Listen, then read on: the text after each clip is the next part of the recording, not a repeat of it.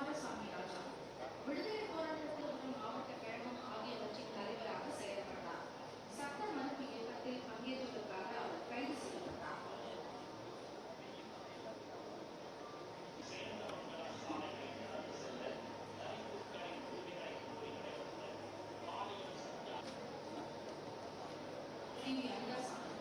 Adithanar 1942 ஆண்டில் வெள்ளையரை வெளியேறும் இயக்கத்தில் பங்கேற்று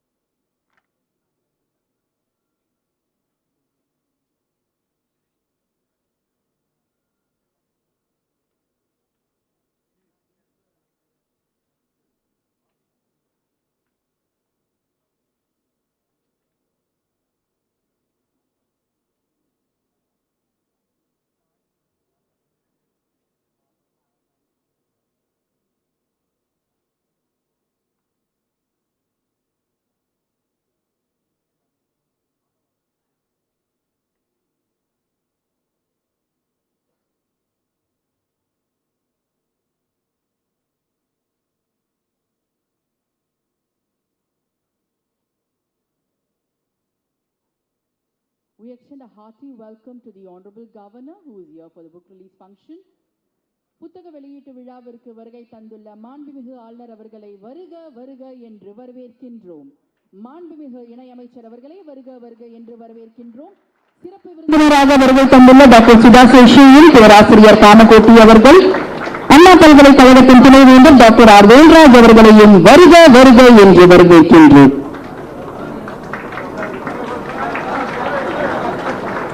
Ladies and gentlemen, we request you all to raise for the national anthem, followed by the Tamil Talvaithu.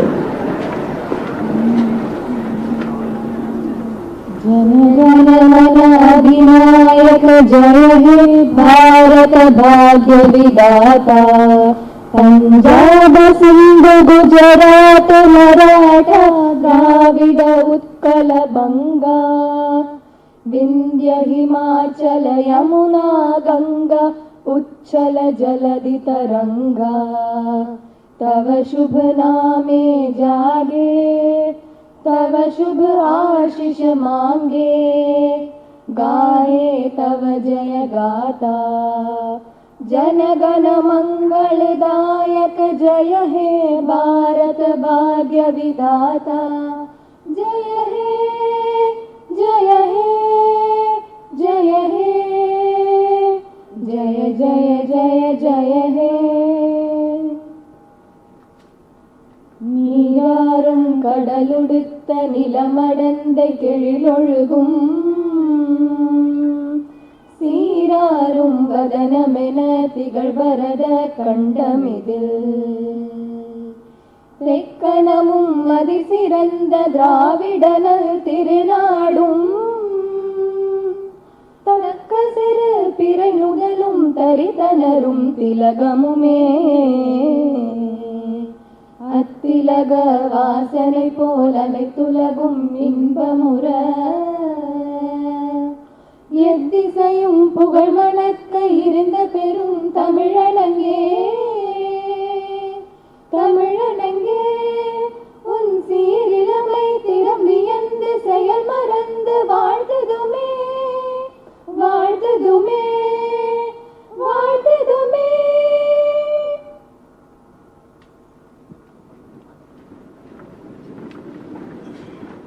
We now humbly request the Honorable Governor to light the traditional குத்துவிளக்கு. மாண்புமிகு இணையமைச்சர் அவர்களை குத்துவிளக்கு ஏற்று பணிவன்போடு அழைக்கின்றோம். சிறப்பு விருந்தினராக வருகை தந்துள்ள டாக்டர் சுதா சேஷையன், பேராசிரியர் வி காமகோட்டி மற்றும் டாக்டர் ஆர் வேல்ராஜ் அவர்களையும் குத்துவிளக்கு ஏற்று அழைக்கின்றோம். இது ஞானத்தை தந்திடும் குத்துவிளக்கு ஏற்றல் நிகழ்ச்சி. நமது நாட்டை பற்றி, நமது நாட்டின் வளத்தை பற்றி நாம் அனைவரும் அறிவதற்காக இந்த புத்தக வெளியீட்டு விழா.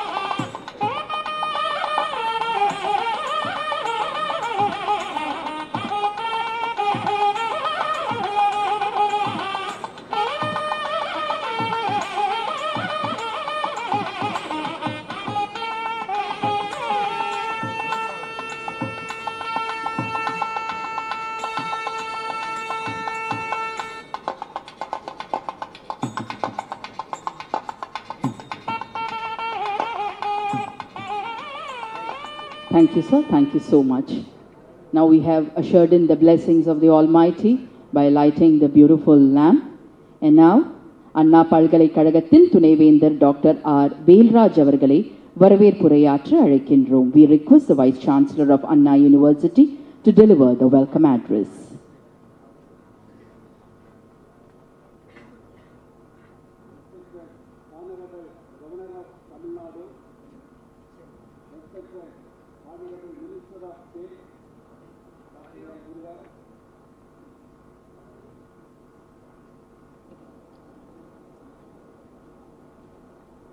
Director Dr. Kamakodi, Director IIT Madras, Dr. Sudha Seshayan, former Vice Chancellor, Dr. MGR Medical University, all invitees, students, good morning to all.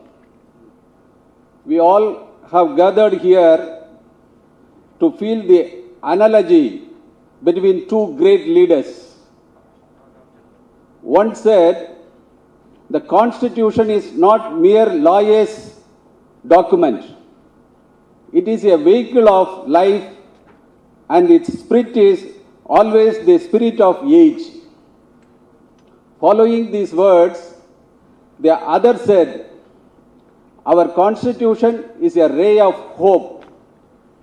H for harmony, O for opportunity, P for people's participation, and E for equality. Yes, we are talking about the reformer Dr. Ambedkar and the performer Modi ji. Both made analogical contributions in various sectors apart from politics, including industrial developments, labor's rights, self-reliance, city development planning, education, and gender equity. Dr. Ambedkar's vision of Atmanirbhar Bharat and India First are being carried forward by our Honorable Prime Minister Narendra Modi ji.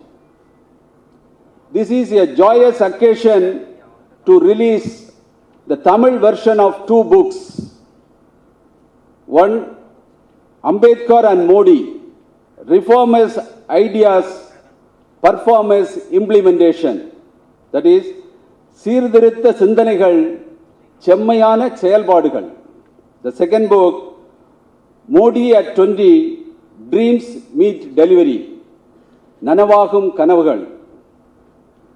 This book tells about our Honorable Prime Minister's achievements in various fields during the last 20 years, as explained by various eminent personalities from our country. I am extremely happy to welcome our chief guest, whose faith upon our youth is similar to Swami Vivekananda, whose frequent patriotic events at Raj Bhavan projected the firing words of Mahakavi Bharatiyar, and whose views in developing Atmanirbhar Bharat is in line with the vision of our Honorable Prime Minister. It is our pleasure to welcome our beloved chief guest, Honorable Chancellor and Governor of Tamil Nadu, Shri R.N. Ravi ji, whose true motto is Sarve Jana Sugino Bhavantu. The fisheries sector in the country has improved substantially in the last 2 years. Pradhan Mantri Matsya Sampada Yojana is a scheme introduced for the first time by our government. After our Honorable Minister of State for the Ministry of Fisheries, Animal Husbandry and Dairying and Ministry of Information and Broadcasting took charge, we have truly witnessed the development of fisheries sector, thereby contributing significantly towards the development of the economy in this country. Besides his efforts in broadcasting all vital information for benefit of public and other achievements are many. Yes, today we wholeheartedly thank our Minister of State, Dr. L. Murugan, whose wonderful efforts brought all of us together to celebrate this momentous book release function. We welcome you, sir. Kashi முதல் கன்னியாகுமரி வரை இவரின் குரலை கேட்காத இடமில்லை. Not only she is an excellent orator, besides she served a lot to the academic fraternity and also devoted herself for the public health and welfare, who is our today's special guest, and I am happy in welcoming our former Vice Chancellor of Tamil Nadu, Dr. MGR Medical University, Dr. Sudha Seshayan. Here we have another special guest, Dr. Kamakodi, Director IIT Madras, who took efforts to bridge the gap between theory and practice in education system by introducing a new post called Faculty of Practice. In addition, he is promoting digital education in a big way, helping to extend IIT education to the rural mass. I have immense pleasure in welcoming Dr. Kamakodi to this important event. I am also very thankful to Principal Secretary to Honorable Governor, Mr. Anandarao Patil, who involved in organizing this function in a grand way. I take this opportunity to tell that he always shares a lot of welfare ideas to many Vice Chancellors towards developing our youth and building the nation. Sir, we take pleasure in welcoming you for this wonderful event. I wholeheartedly welcome all the Vice Chancellors, professors from various institutions, fellow members, administrators of various departments, whose presence definitely makes this event joyous. Finally, I am very happy to welcome the students from various institutions, the vibrant youth force, who are the true pillars of this nation during this period of Amrit Kal. I hope this event will motivate and charge you in a big way. Dear students, please take this opportunity to listen the address by eminent personalities, and also I request you to read these two books and join hands to create vibrant Bharat. At this juncture, I would like to share a personal experience. I'll take 1 minute. Personal experience that happened during my visit to London just before this corona pandemic in 2020. We 30 professors from India attended one training program, leadership academic training program at Cambridge University. So during these 2 weeks' time, one professor from Gujarat, Ambedkar University, he requested to give company to visit Dr. Ambedkar Museum. He lived in 1921 to 22 in this house. That house was bought by our Maharashtra government and they made it as a museum.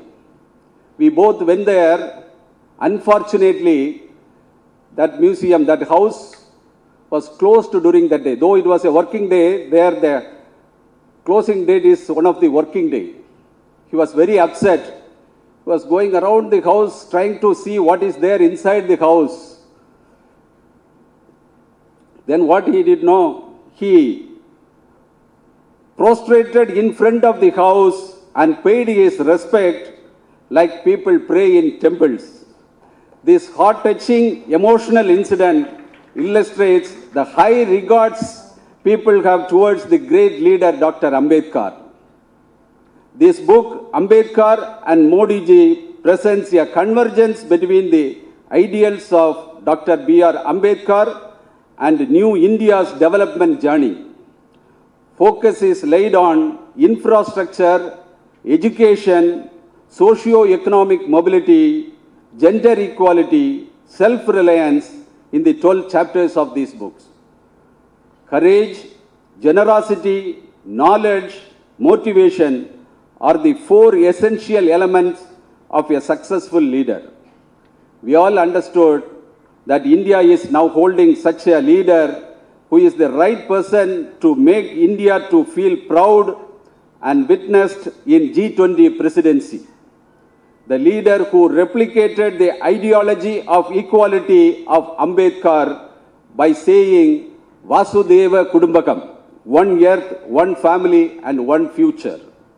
At this juncture, I also wish to inform that our university is fortunate and grateful to our Honorable Prime Minister for his presence during our last convocation and addressing our students in the same hall. Purpose of education is to moralize and socialize the people. Words of Dr. Ambedkar. And education makes life self-reliant and inspires man to live with dignity in the society. Words of our Honorable Prime Minister.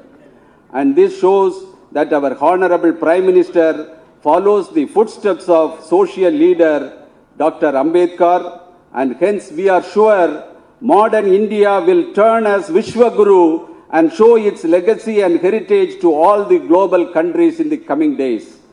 It's time for India to lead. Let's go together, grow together. Valiye Sendamil, Valka Bharadam, Valka Vaiyagam. Thank you, sir. Thank you so much. Now I humbly request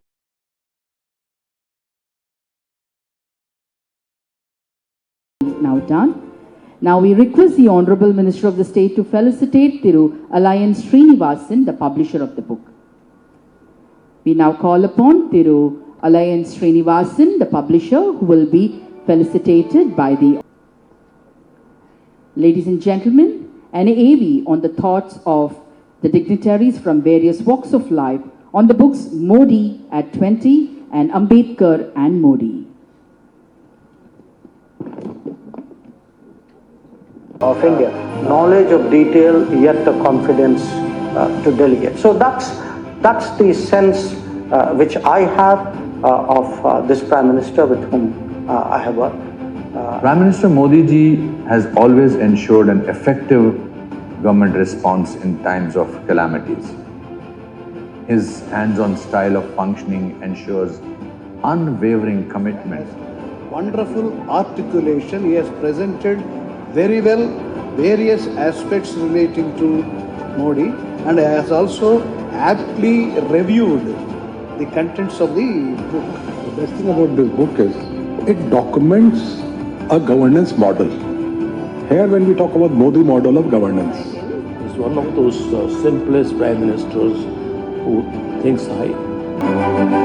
Mitro, Ambedkar and Modi, reformers, ideas और performers execution, ये अपने आप में अंबेडकर जी के विचारों पर प्रकाश भी डालता है और किस तरह से मोदी जी ने उनको लागू किया और आम आदमी के जीवन में किस तरह से बदलाव लाने का काम किया है. The ideas about education, industrialization, empowering a woman, all matters he has expressed his views. बाबा साहब डॉक्टर भीमराव अंबेडकर और प्रधानमंत्री श्री नरेंद्र मोदी के विचारों और योगदान की समानता को व्याख्या करने वाली एक महत्वपूर्ण पुस्तक से मुझे और अन्य सभी पाठकों को लाभान्वित कराने के लिए मैं आयोजकों और यहाँ उपस्थित सभी महानुभावों का भी धन्यवाद करता हूँ. This idea of India strongly reflects in the thoughts and actions of our Honorable Prime Minister Shri Narendra Modi ji through his vision of Sabka Saath, Sabka Vikas, Sabka Vishwas and Sabka Prayas. The great reformers' idea are the main driving force behind the able performers' implementation. This book truly captures this essence. This book takes you to the past struggles of building a progressive nation during many trials and tribulations. This book also opens a window to a hopeful future.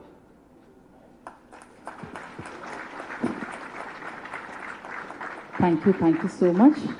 Now for the much awaited moment, we now request the Honorable Governor to release the Tamil edition of the books Modi at 20, Nanavagum Kanavugal, Ambedkar and Modi, Seerthirutha Sindhanaigal, Semmayana செயல்பாடுகள். We also request Alliance Thiru Srinivasan, the publisher of the book, to be along with us during the release of the Tamil edition of the books. The Tamil edition of the books is being released by the Honorable Governor with your thunderous applause, which is resonating all through the auditorium.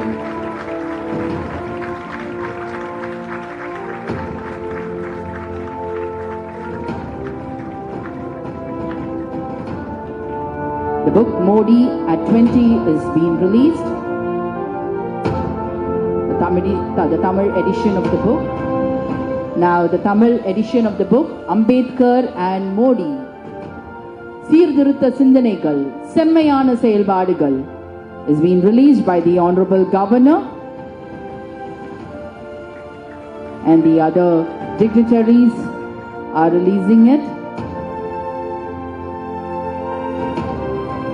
Amidst thunderous applause because this gives a true picture about the prominent leaders who work for the welfare of the downtrodden.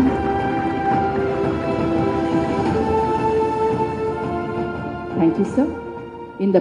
இந்த புத்தகங்களை தமிழில் வெளியிட்ட மாண்புமிகு ஆளுநர் அவர்களுக்கு நன்றி. Tamil Nadu doctor MGR மருத்துவ பல்கலைக்கழகத்தின் முன்னாள் துணைவேந்தர் டாக்டர் சுதா சேஷன் அவர்களை சிறப்புரையாற்ற பணிவன்போடு அழைக்கின்றோம். வணக்கம். மாண்புமிகு தமிழ்நாடு ஆளுநர் அவர்களே, மாண்புமிகு நடுவண் அரசின் அமைச்சர் அவர்களே, இந்த விழாவில் சிறப்பு அழைப்பாளர்களாக பங்கேற்றிருக்கக்கூடிய பேராசிரியர் காமகோட்டி அவர்களே, பேராசிரியர் வேல்ராஜ் அவர்களே, இந்நாள் மற்றும் முன்னாள் துணைவேந்தர்களே, மாண்பமை நீதியரசர் அவர்களே, பெருமைக்குரிய சிறப்பு அழைப்பாளர்களே, நண்பர்களே, மாணவர்களே, பெருமை மிக்க ஒரு வாய்ப்பினை எனக்கு கொடுத்ததற்காக மாண்புமிகு ஆளுநர் அவர்களுக்கும் மாண்புமிகு நடுவண் அரசின் அமைச்சர் அவர்களுக்கும் நெஞ்சார்ந்த நன்றிகளை முதலில் உரித்தாக்கிக் கொள்கிறேன். When you read a book, what do you think your objective is? ஒரு புத்தகத்தை படிக்க ஆரம்பிக்கும் போது இந்த புத்தகத்திலிருந்து எனக்கு என்ன கிடைக்க போகிறது? There are many things that any of us can get from a book by reading it. However, there are three major areas that one can look into. Number one, when you read a book, you get to know about the individual on whom the book is written. You get to know better about the personality of the individual. Number two, when you read a book, you realize as to what things are around you, what kind of a situation you live in, and what are happening around one. Number three, when you read a book, you also get an inclination as to what you could contribute. Not that all books give all these three dimensions. I would rate a book to be a good book if it gives me not dimension one more, but dimensions 2 and 3 better. And that is why I say all of us will have to read both these books. It does give me some information, more information about the individual or the personality whom we call Narendra Modi. But it also gives me, both these books in fact give me more dimensions as to what things are around me and how I can contribute to the development of my country. எடுத்த எடுப்பிலேயே இந்த புத்தகத்தை பதிப்பித்திருக்கக்கூடிய மொழிபெயர்த்திருக்கக்கூடியவர்களுக்கு என்னுடைய நெஞ்சார்ந்த பாராட்டுதல்களை நான் தெரிவிக்க கடமைப்பட்டிருக்கிறேன். And I'll tell you why. இந்த புத்தகம் மோடி at 20 என்கிற இந்த புத்தகம், இதனுடைய ஆங்கிலத்தில் சப்டைட்டிலிங் என்ன எழுதப்பட்டிருந்தது? Dreams meet delivery. இப்ப ட்ரீம்ஸுங்கிறத கனவுன்னு சொல்லிடலாம், நம்ம எல்லாருக்குமே தெரியும். சரி, அடுத்தது அந்த ட்ரீம் நிதர்சனமாகும் போது அதற்கு நனவுன்னு சொல்லலாம். இதை டிரான்ஸ்லேட் பண்ணும்போது கனவுகள் நனவாகின்றன அப்படின்னும் டிரான்ஸ்லேட் பண்ணலாம் இல்லையா? கனவுகள் நனவாகின்றனன்னு சொன்னா எம்பசிஸ் முதல்ல எங்க இருக்கு? கனவுல இருக்கு. ஆனால் நனவாகும் கனவுகள்னு சொன்னா எம்பசிஸ் எங்க இருக்கு? நனவுல இருக்கு. அதனால தான் இந்த புத்தகத்தை படிக்கும்போது நரேந்திர மோடிஜியை அவர்களை பற்றி தெரிந்து கொள்வது ஒரு பக்கம் இருந்தாலும், நான் இந்த நாட்டுக்கு என்ன செய்ய முடியும் என்பதையும் தெரிந்து கொள்ள முடிகிறது. Who is a true leader? A true leader is not the one who leads merely, but one who paves the way for others to follow on the same path. இதுல ரெண்டு விஷயம் இருக்கு. ஒன்று, அந்த வழியை சரியாக போட வேண்டும். அந்த வழியில் நடக்க முடியும் என்கிற நம்பிக்கையை மற்றவர்களுக்கு விதைக்க வேண்டும். இது ரெண்டையும் சேர்த்து செய்யக்கூடியவரைத்தான் ஒரு நல்ல தலைவர்னு சொல்ல முடியும்.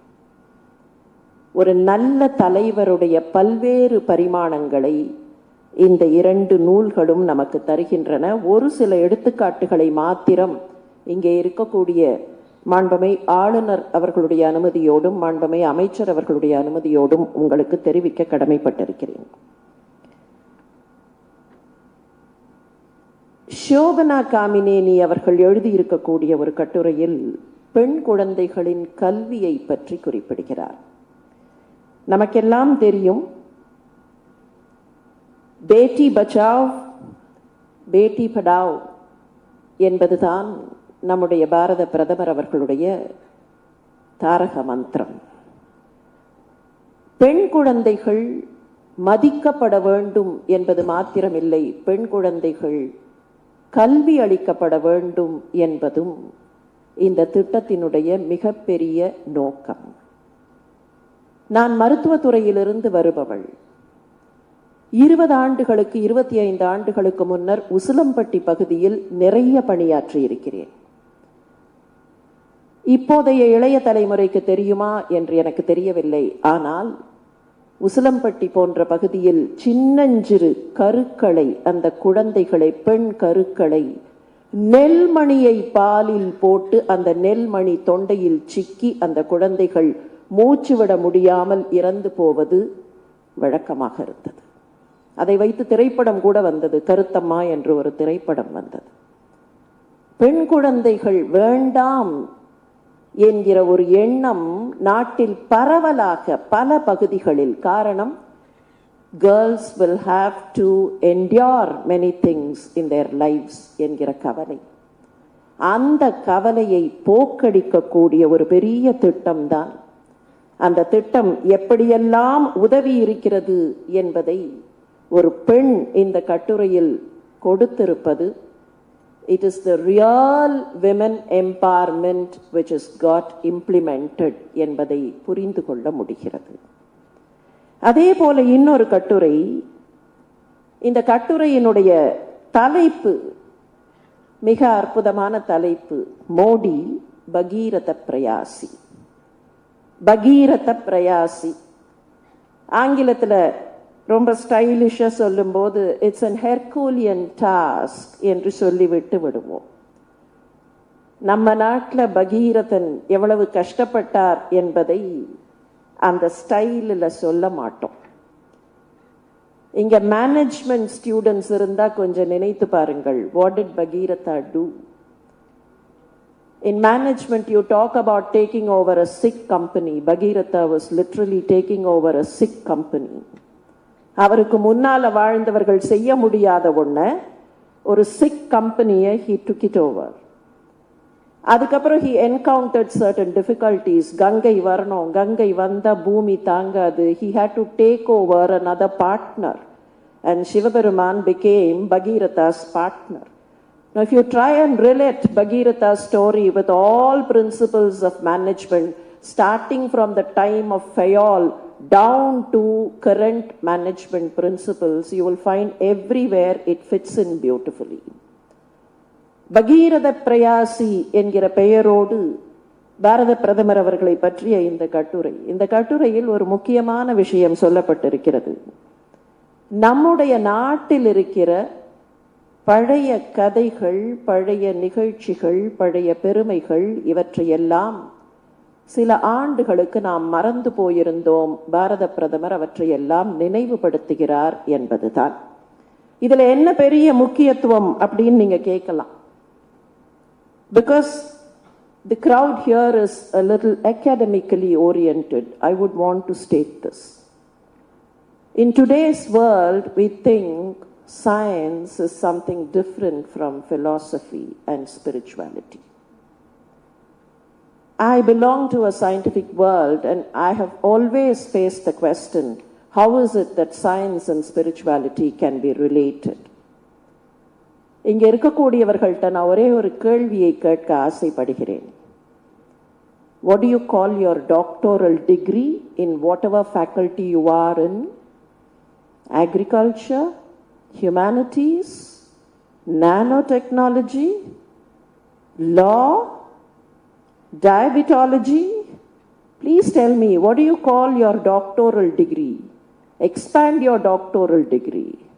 It's PhD, please expand. It's Doctor of Philosophy. Why? Why is it that philosophy is considered something old, something to be dumped into the litter bin, something which is not contemporary? Now please remember, 300-400 வருஷத்துக்கு முன்னால வரைக்கும் சயின்டிஸ்டுக்கும் பிலாசபர்னு தாங்க பேரு. Galen was a philosopher scientist. Bacon was a philosopher scientist. Aryabhattaவும் philosopher scientist தான். பாஸ்கராவும் philosopher scientist தான். ஆனா என்ன காரணத்தினாலேயோ philosophy-னா வேற, philosophy scientist-னா வேற, saint-னா வேற அப்படிங்கிற ஒரு தவறான எண்ணத்திற்குள் நாம் தள்ளப்பட்டு விட்டோம். I'm not here to analyze what was thrust on us or who pushed us. Let us not bother about it. But here we have a situation where we can rejuvenate all our ancient glory. அந்த விஷயத்தை தான் பகீரத பிரயாசின்னு சொல்லி எப்படி விஷ்ணு புராணத்திலிருந்தும் பல்வேறு புராணங்களில் இருக்கக்கூடிய நல்ல விஷயங்களை எல்லாம் இந்திய நாட்டிற்கு இப்போது திரும்ப கொண்டு வந்து கொண்டிருக்கிறார் என்பதை சொல்லி இருக்கிறார்கள்.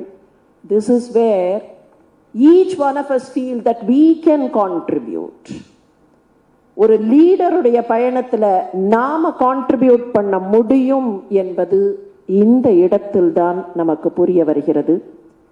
நிறைய விஷயங்கள் இந்த நூல்களில் சொல்லப்பட்டிருக்கின்றன.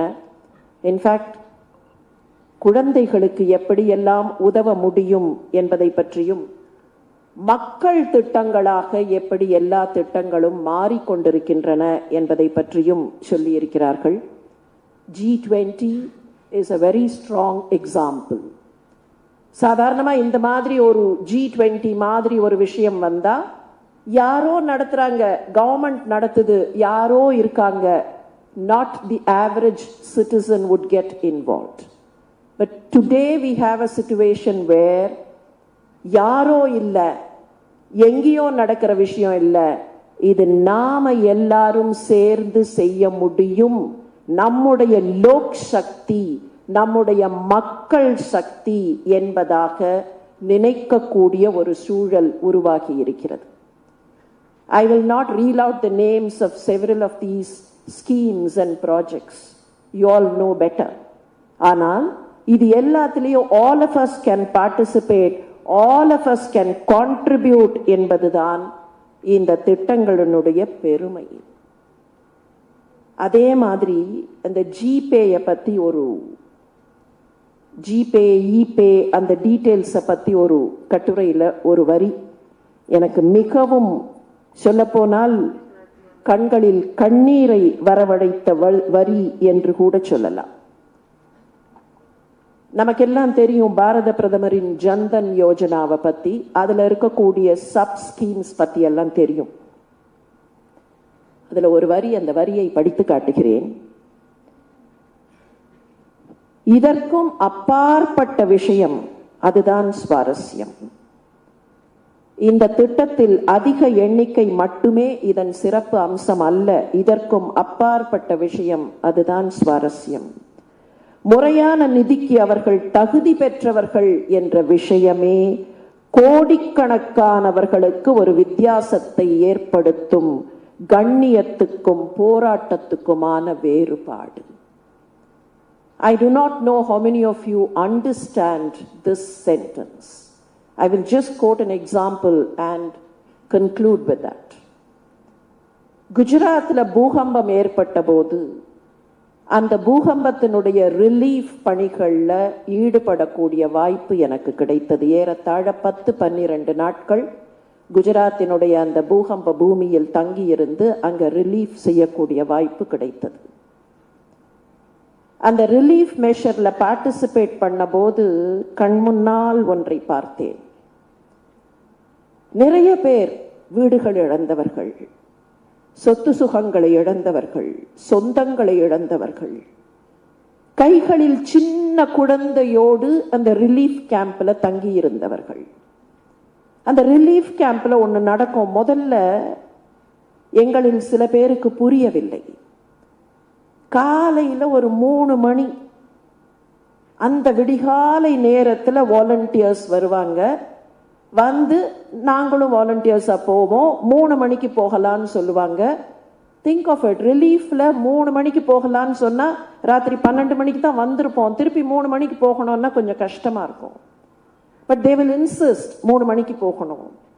3 மணிக்கு போனோடனே என்ன பண்ணுவோம், கையில் பால் பாக்கெட்டு அதெல்லாம் கொண்டு போவோம். தே வில் சே, அந்த ரிலீஃப் கேம்பில் இருக்கிறவங்களை எழுப்பாதீங்க, அப்படி மெதுவாக வச்சுட்டு வந்துடுங்க. முதல்ல எங்களுக்கு புரியல. ஏன், யாராவது எடுத்துட்டு போயிட்டா கூப்பிட்டு தட்டி எழுப்பி இந்தா பால் பாக்கெட்டுன்னு கொடுக்கலாம் அப்படின்னு கேட்போம்.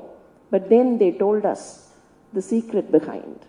அவங்கள தட்டி எழுப்பி இந்தான்னு கொடுத்தா வாங்கிறதுக்கு கொஞ்சம் தயக்கமாக இருக்கும், வாங்குவதற்கு தயக்கமாக இருக்கும்.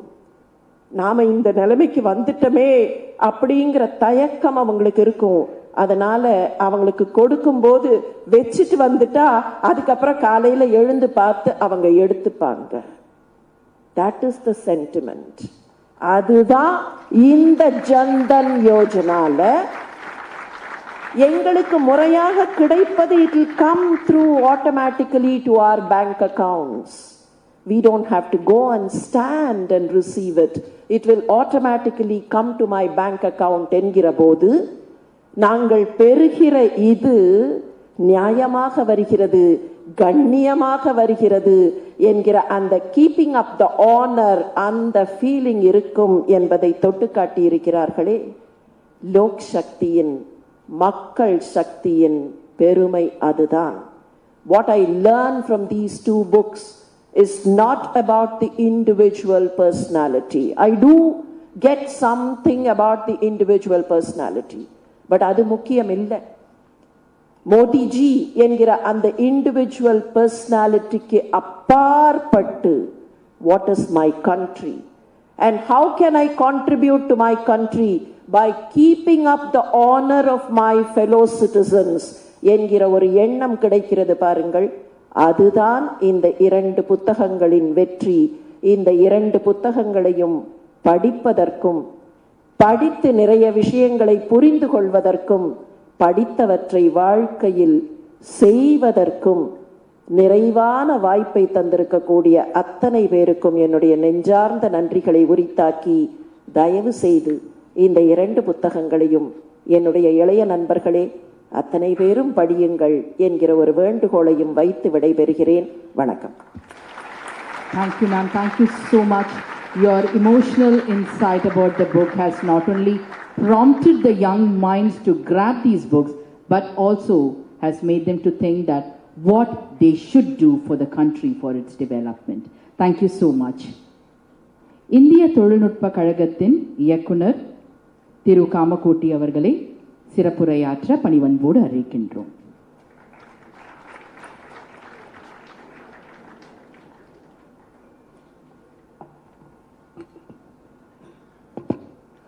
Honorable Governor of Tamil Nadu, Honorable Minister Muruganji, Professor Sudha, Professor Velraj, all friends, Vanakkam.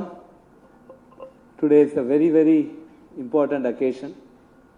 Specifically, we are to think about two great personalities, Baba Saheb Ambedkar and Modi ji. I would like to, as an academician, I would like to look at three very interesting aspects which Baba Saheb Ambedkar pronounced several decades before, which today the United Nations has recognized as the Sustainable Development Goal 4.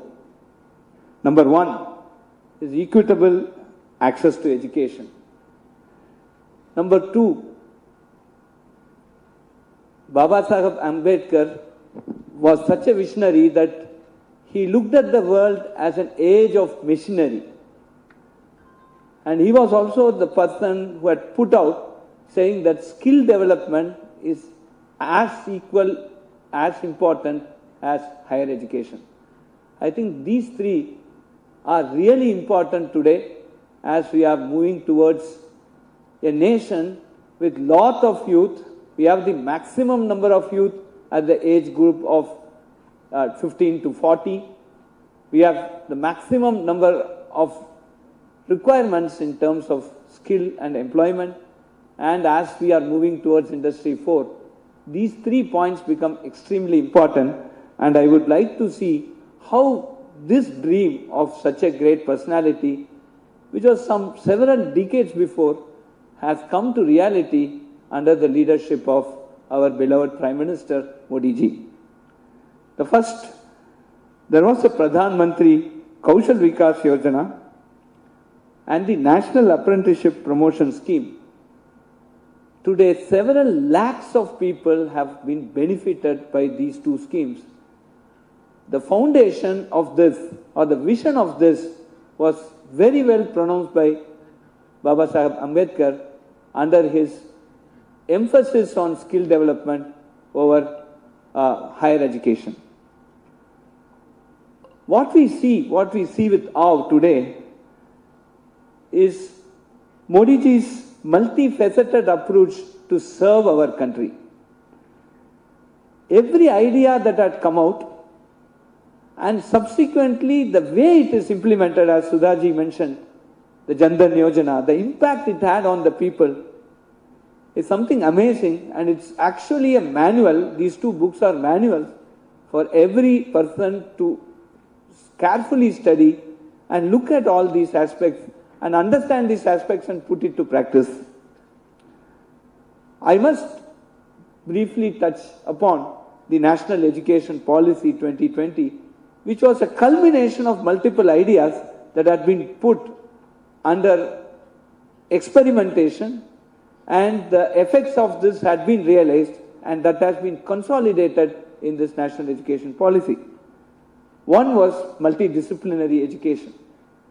Number two is equitable access to education, quality education to all, improving gross enrollment ratio, lifelong learning, imbibing tradition, culture and science into education. There's a very, very interesting article written by Ms. P.V. Sindhu as a part of the book Modi at 20. I suggest that every youth carefully study this particular chapter, which gives lot more insights into how youth development can happen, how education can be very carefully curated and given to the youth. All these aspects, today we are very surprised and we are very wow-struck to see that these are some things that are articulated in the Sustainable Development Goal 4. When we had the fortune of hosting the first seminar in the history of G20, Education Working Group, at IIT Madras Research Park, and I had the privilege of trying to sum up what every country looks at education, what are the challenges in school education, higher education and skill development.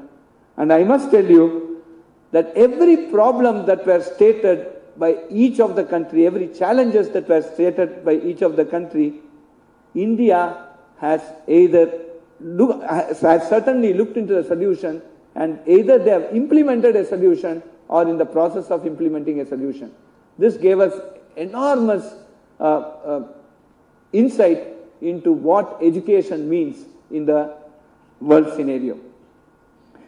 Yes, Sri Surjit Balla, who had written one very interesting article, he has stated Modi, the Bhagirat Prayasi. One interesting thing which every one of us should know, that when a crisis came, we can call it as Modi mantra, never waste a crisis. And there came out one single word which has greatly touched upon every scientist, every academician, every industrialist, every citizen of this country, the word called Atmanirbharta. Based on that, we as a country had got our political and social independence in 1947. We must become a technology superpower by 2047. And the root of this, I must say, comes from this particular word, Atmanirbharta, which the Honorable Prime Minister, in one of his address to the nation during the lockdown, made this statement, coined this word and put it in front of us. After that came several policies, Make in India, the semiconductor mission, the telecommunication, Atmanirbhar telecommunication, our 5G, the 5G technology of India, and Vande Bharat Express. These are some small amount of examples that we could give because of that one statement, Atmanirbharta. We had also looked at diversity and equality in a great detail. As Dr. Sudha mentioned, the Beti Bachao, Beti Padao, this addresses gender diversity in a very, very, very subtle way. Lot of schemes came out just because of that particular statement. Just talking about IIT admissions, we have introduced 20% quota for girl children. This is one immediate output that came out of this very wonderful scheme. Looking at finance, Jan Dhan, of course, there was a very, very nice emotional articulation done by Sudhaji. But most important from the technology point of view, the UPI today has become a world standard. This is something that came out just because as a country we were stubbornly self-sufficient, and we promoted this technology and supported this technology, which would not have been possible without a political will. And that is what our Honorable Prime Minister gave us. For all administrators, vice chancellors, directors, we must read one article written by our Honorable Home Minister Amit Shah ji, wherein very clear articulation on how do you react, and he has touched upon 5 different scenarios. How do you react when there is an economic churning? How do you react when there is an infectious disease, a pandemic? How do you react when there is a natural disaster? How do you react when there is a terrorist attack? How do you react when there is a threat at border? These are 5 interesting case studies. Every administrator, every student, every youth has to understand, because life will pose a lot of challenges, and the way we react will determine our future. Overall, this book is these 2 books are exemplary examples of what we can term as the Ek Bharat, Shresht Bharat. Of course, that term today has led to two interesting events that have happened in the recent past, and it's going to happen in the near future.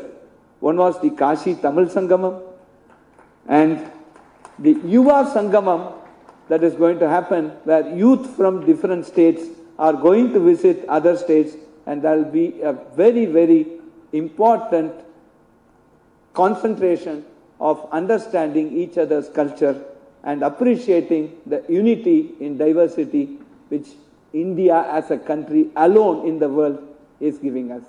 Friends, I thank the Honorable Governor and the Honorable Minister for giving this excellent opportunity to address all of you. Let us all take this as a manual. As Sudhaji said, it is not just a book, it's a manual. And let us all work together, talking in Anna University, the oldest university here. Let us all work together to make India a superpower in 2047 in the Amrit Kal.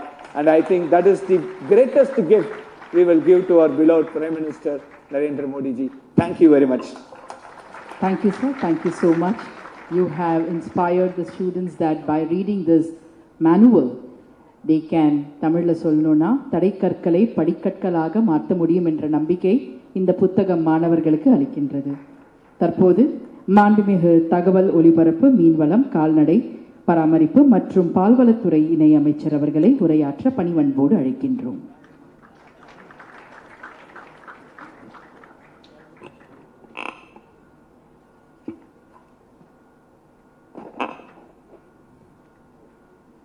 Modi at 20 நனவாகும் கனவுகள், Ambedkar and Modi சீர்திருத்த சிந்தனைகள், செம்மையான செயல்பாடுகள்.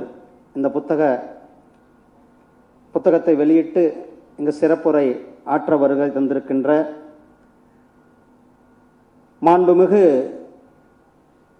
ஆளுநர் மரியாதைக்குரிய திரு RN Ravi அவர்களே, இந்த நிகழ்ச்சியில் சிறப்பு விருந்தினராக கலந்து கொண்டிருக்கின்ற தமிழ்நாடு டாக்டர் MGR மருத்துவ பல்கலைக்கழகத்தினுடைய முன்னாள் துணைவேந்தர் டாக்டர் சுதா சேசையன் அவர்களே, சென்னை IIT-னுடைய இயக்குனர் டைரக்டர் ப்ரொஃபஸர் V காமக்கோடி அவர்களே, அண்ணா பல்கலைக்கழகத்தினுடைய துணைவேந்தர் டாக்டர் R வேல்ராஜ் அவர்களே, இந்த நிகழ்ச்சிக்கு வருகை தந்திருக்கின்ற துணைவேந்தர்களே, பேராசிரியர்களே, அலைன்ஸ் நிறுவனத்தினுடைய நிறுவனர் திரு சீனிவாசன் அவர்களே, மாணவ மாணவிகளே, சகோதரர்களே, சகோதரிகளே, உங்கள் அனைவருக்கும் என்னுடைய அன்பு கலந்த வணக்கத்தை தெரிவித்துக் கொண்டு, இந்த அருமையான நல்ல நாளில் நம்மளுடைய மோடி அட் 20 என்ற இந்த புத்தகத்தையும், அம்பேத்கர் என்ற மோடி என்ற இந்த இரண்டு புத்தகங்களையும் தமிழில் வெளியிட்டிருப்பது நமக்கெல்லாம் ஒரு மகிழ்ச்சியை கொடுக்கக்கூடியது. ஏன்னா இது ஏற்கனவே ஆங்கிலத்திலையும் ஹிந்தியிலையும் வந்திருந்தது. நாடு முழுவதும் இந்த புஸ்தகமானது வெளியிட்டப்பட்டிருக்கிறது.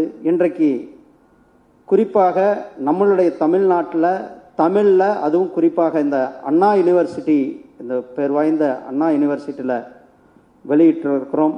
இந்த நிகழ்ச்சியை ஏற்பாடு செய்த அனைவருக்கும் என்னுடைய பாராட்டுக்களையும் வாழ்த்துக்களையும் நன்றிகளையும் தெரிவித்துக்கொண்டு, மோடி அம்பேத்கர் அவர்களுடைய விசனை எப்படி நடைமுறைப்படுத்தி கொண்டிருக்கிறார் என்பதை பற்றின இந்த புத்தகம். பாரத் ரத்னா டாக்டர் அம்பேத்கர் அவர்கள், நமக்கெல்லாம் தெரியும், டாக்டர் அம்பேத்கர் அவர்கள் ஒரு இந்திய அரசியலமைப்பு சட்டத்தை இயற்றியவர் அப்படின்றது. ஆனால் அவர் ஒரு மிகப்பெரிய பொருளாதார வல்லுநராக இருந்திருக்கிறார். நீர்நிலைகளை, அந்த காலத்திலேயே நீர்நிலைகளை எப்படி பாதுகாக்க வேண்டும், எனர்ஜி செக்டரை எப்படி அதிகமாக பயன்படுத்த வேண்டும் என்று ஒரு மிகப்பெரிய ஒரு சிந்தனையை அன்றைக்கு கொடுத்திருந்தார்கள். அவருடைய சிந்தனையில் மாண்புமிகு பாரத பிரதமர் திரு நரேந்திர மோடிஜி அவர்கள் குஜராத்தில் முதலமைச்சராக இருக்கும் பொழுது நர்மதா நதியை சீரமைத்து அந்த நர்மதா நதியினுடைய தண்ணீரை அனைத்து பகுதிகளுக்கும் கொண்டு சேர்த்த அந்த பெருமை நம்மளுடைய பிரதமர் திரு நரேந்திர மோடிஜி அவர்களுக்கு சாரும். அது மட்டுமல்ல, அன்றைக்கு குஜராத்தில் முதலமைச்சராக இருந்து செய்த செயலை பிரதமர் ஆன பிறகு ஜல்ஜீவன் மிஷன் திட்டத்தின் கீழே ஒவ்வொரு வீட்டுக்கும் சிறந்த சுகாதாரமான சுத்தமான குடிநீர் கொடுக்கணும் அப்படின்றது தான் நம்முடைய பிரதமர் அவர்களுடைய கனவு. அதை அம்பேத்கர் அவர்களுடைய கனவை பிரதமர் அவர்கள் நிறைவேற்றி இன்றைக்கு ஒவ்வொரு வீட்டுக்கும் சுத்தமான சுகாதாரமான குடிநீரை நாம் கொடுத்து கொண்டிருக்கின்றோம். ஒவ்வொரு வீட்டிற்கும் பைப் கனெக்ஷன் மூலமாக நாம் தண்ணீர் கொடுத்து கொண்டிருக்கின்றோம். இப்படி அண்ணல் அம்பேத்கர் அவர்களை பற்றின சொன்னால் நிறைய சொல்லிக்கிட்டும் போகலாம். அண்ணல் அம்பேத்கர் அவர்கள் சிறந்த ஒரு பொலிட்டிக்கல் லீடராக, சோசியல் லீடராக, சட்டத்தினுடைய நிபுணராக, முதல் சட்ட அமைச்சராக இருந்தார்கள். ஃபினான்ஸ் கமிஷனுடைய தலைவராகவும் இருந்தார்கள். அவர் இந்திய அரசியலமைப்பு சட்டத்தை கொடுத்து அந்த மகானுடைய வழிகாட்டுதலில் நம்மளுடைய பிரதமர் அவர்களுடைய செயல்பாடுகளை செய்து கொண்டிருக்கிறார். ஆனால் அம்பேத்கர் அவர்களை பற்றி இங்கே ஒரே ஒரு விஷயத்தை நான் குறிப்பிட விரும்புகிறேன். அந்த நாட்டில் அண்ணல் அம்பேத்கர் அவர்கள்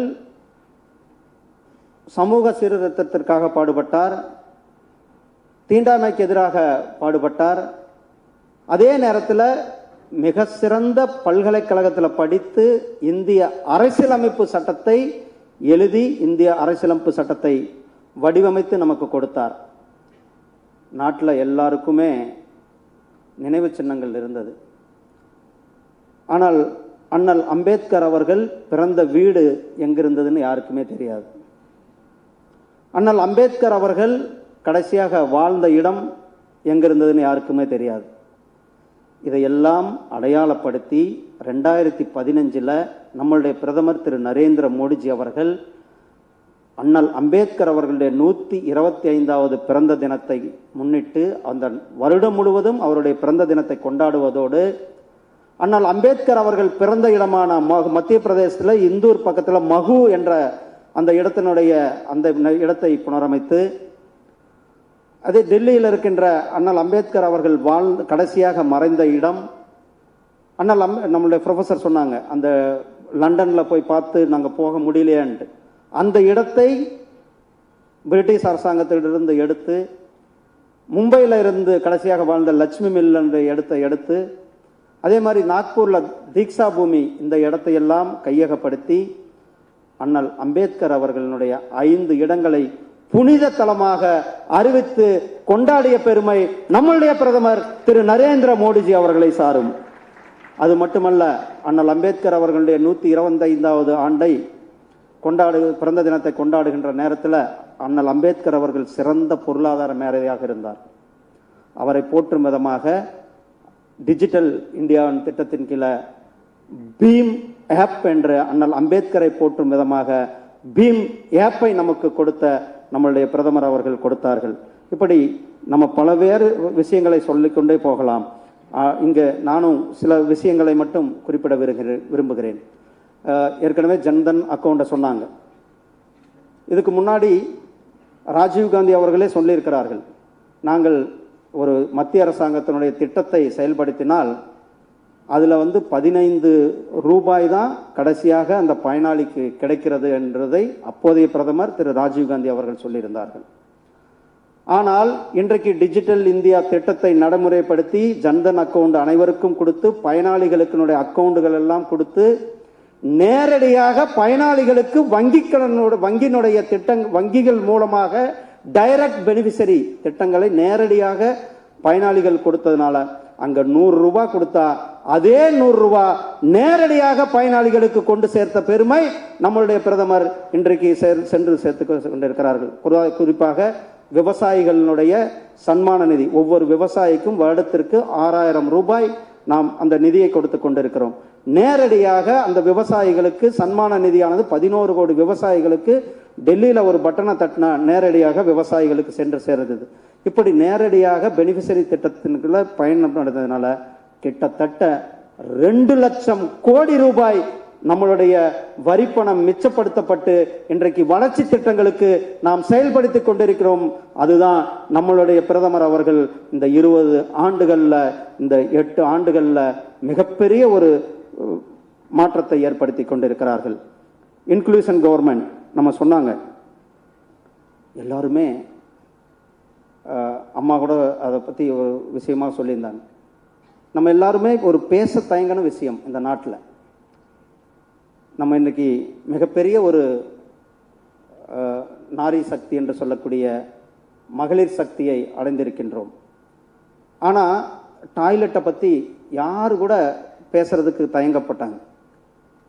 நம்மளுடைய பிரதமர் திரு நரேந்திர மோடிஜி அவர்கள் கண்ணியமாக நம்மளுடைய சகோதரிகள் கிராமத்தில் வாழ்கிறார்கள். அவர்கள் கிராமத்திலிருந்து, நமக்கெல்லாம் தெரியுதுல, பல பேர் கிராமத்தில் இருந்திருப்போம். இந்த எப்படா இருட்டாகும் அல்லது எப்போ விடிய காலத்துக்கு முன்னால் நம்ம இந்த இயற்கை உபாதை கழிக்க போகும் அப்படின்னு காத்து கொண்டிருந்த காலமெல்லாம் முடிந்து இன்றைக்கு ஒவ்வொரு வீட்டுக்கும் குடிநீர் வசதியோட டாய்லெட்டை ஏற்படுத்தி கொடுத்திருப்பது நம்மளுடைய பிரதமர் அவர்களுடைய இன்க்ளூஷன், சப்கா சாத், சப்கா விகாஸ், சப்கா விஸ்வாஸ், சப்கா பிரயாஸ்ல வருகிறது. அதே மாதிரி சானிட்டரி பேட்ஸ், அதை கூட எல்லாரும் பேச தயங்கின விஷயம். இன்றைக்கு 1 ரூபாய்க்கு சானிட்டரி பேட் நம்மளுடைய சகோதரிகளுக்கு கிடைக்கின்ற பெருமை.